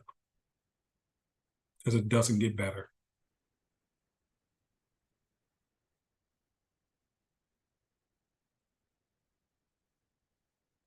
I hope this class was very helpful. Hope it does. If not, come back next week and I'll be here to try to help. Okay? I love you guys dearly. I'm always trying to give you raw truth so that you can really find the freedom you were seeking. It may not be tasteful, but it's the truth. So your homework this week, in closing, just stick to 1 or 2 strategies and stick to them rules like it's your life depends on it. Do not break the rules. For some of you guys, you bought trading system that you're trying to use. You never even went through the tutorials to learn how to use it. Go study the rules. And for this week, until next week, don't even worry about how many trades you won or lost. How many did you follow the rules on? Are you with me? You gonna do that for me? Type a 75 in the box and then we're closed. We're done. All about rules. That's everything I'm doing this week and next week. I don't even care. I can't control the market. I just want to see how many times I can be consistent with following my rules.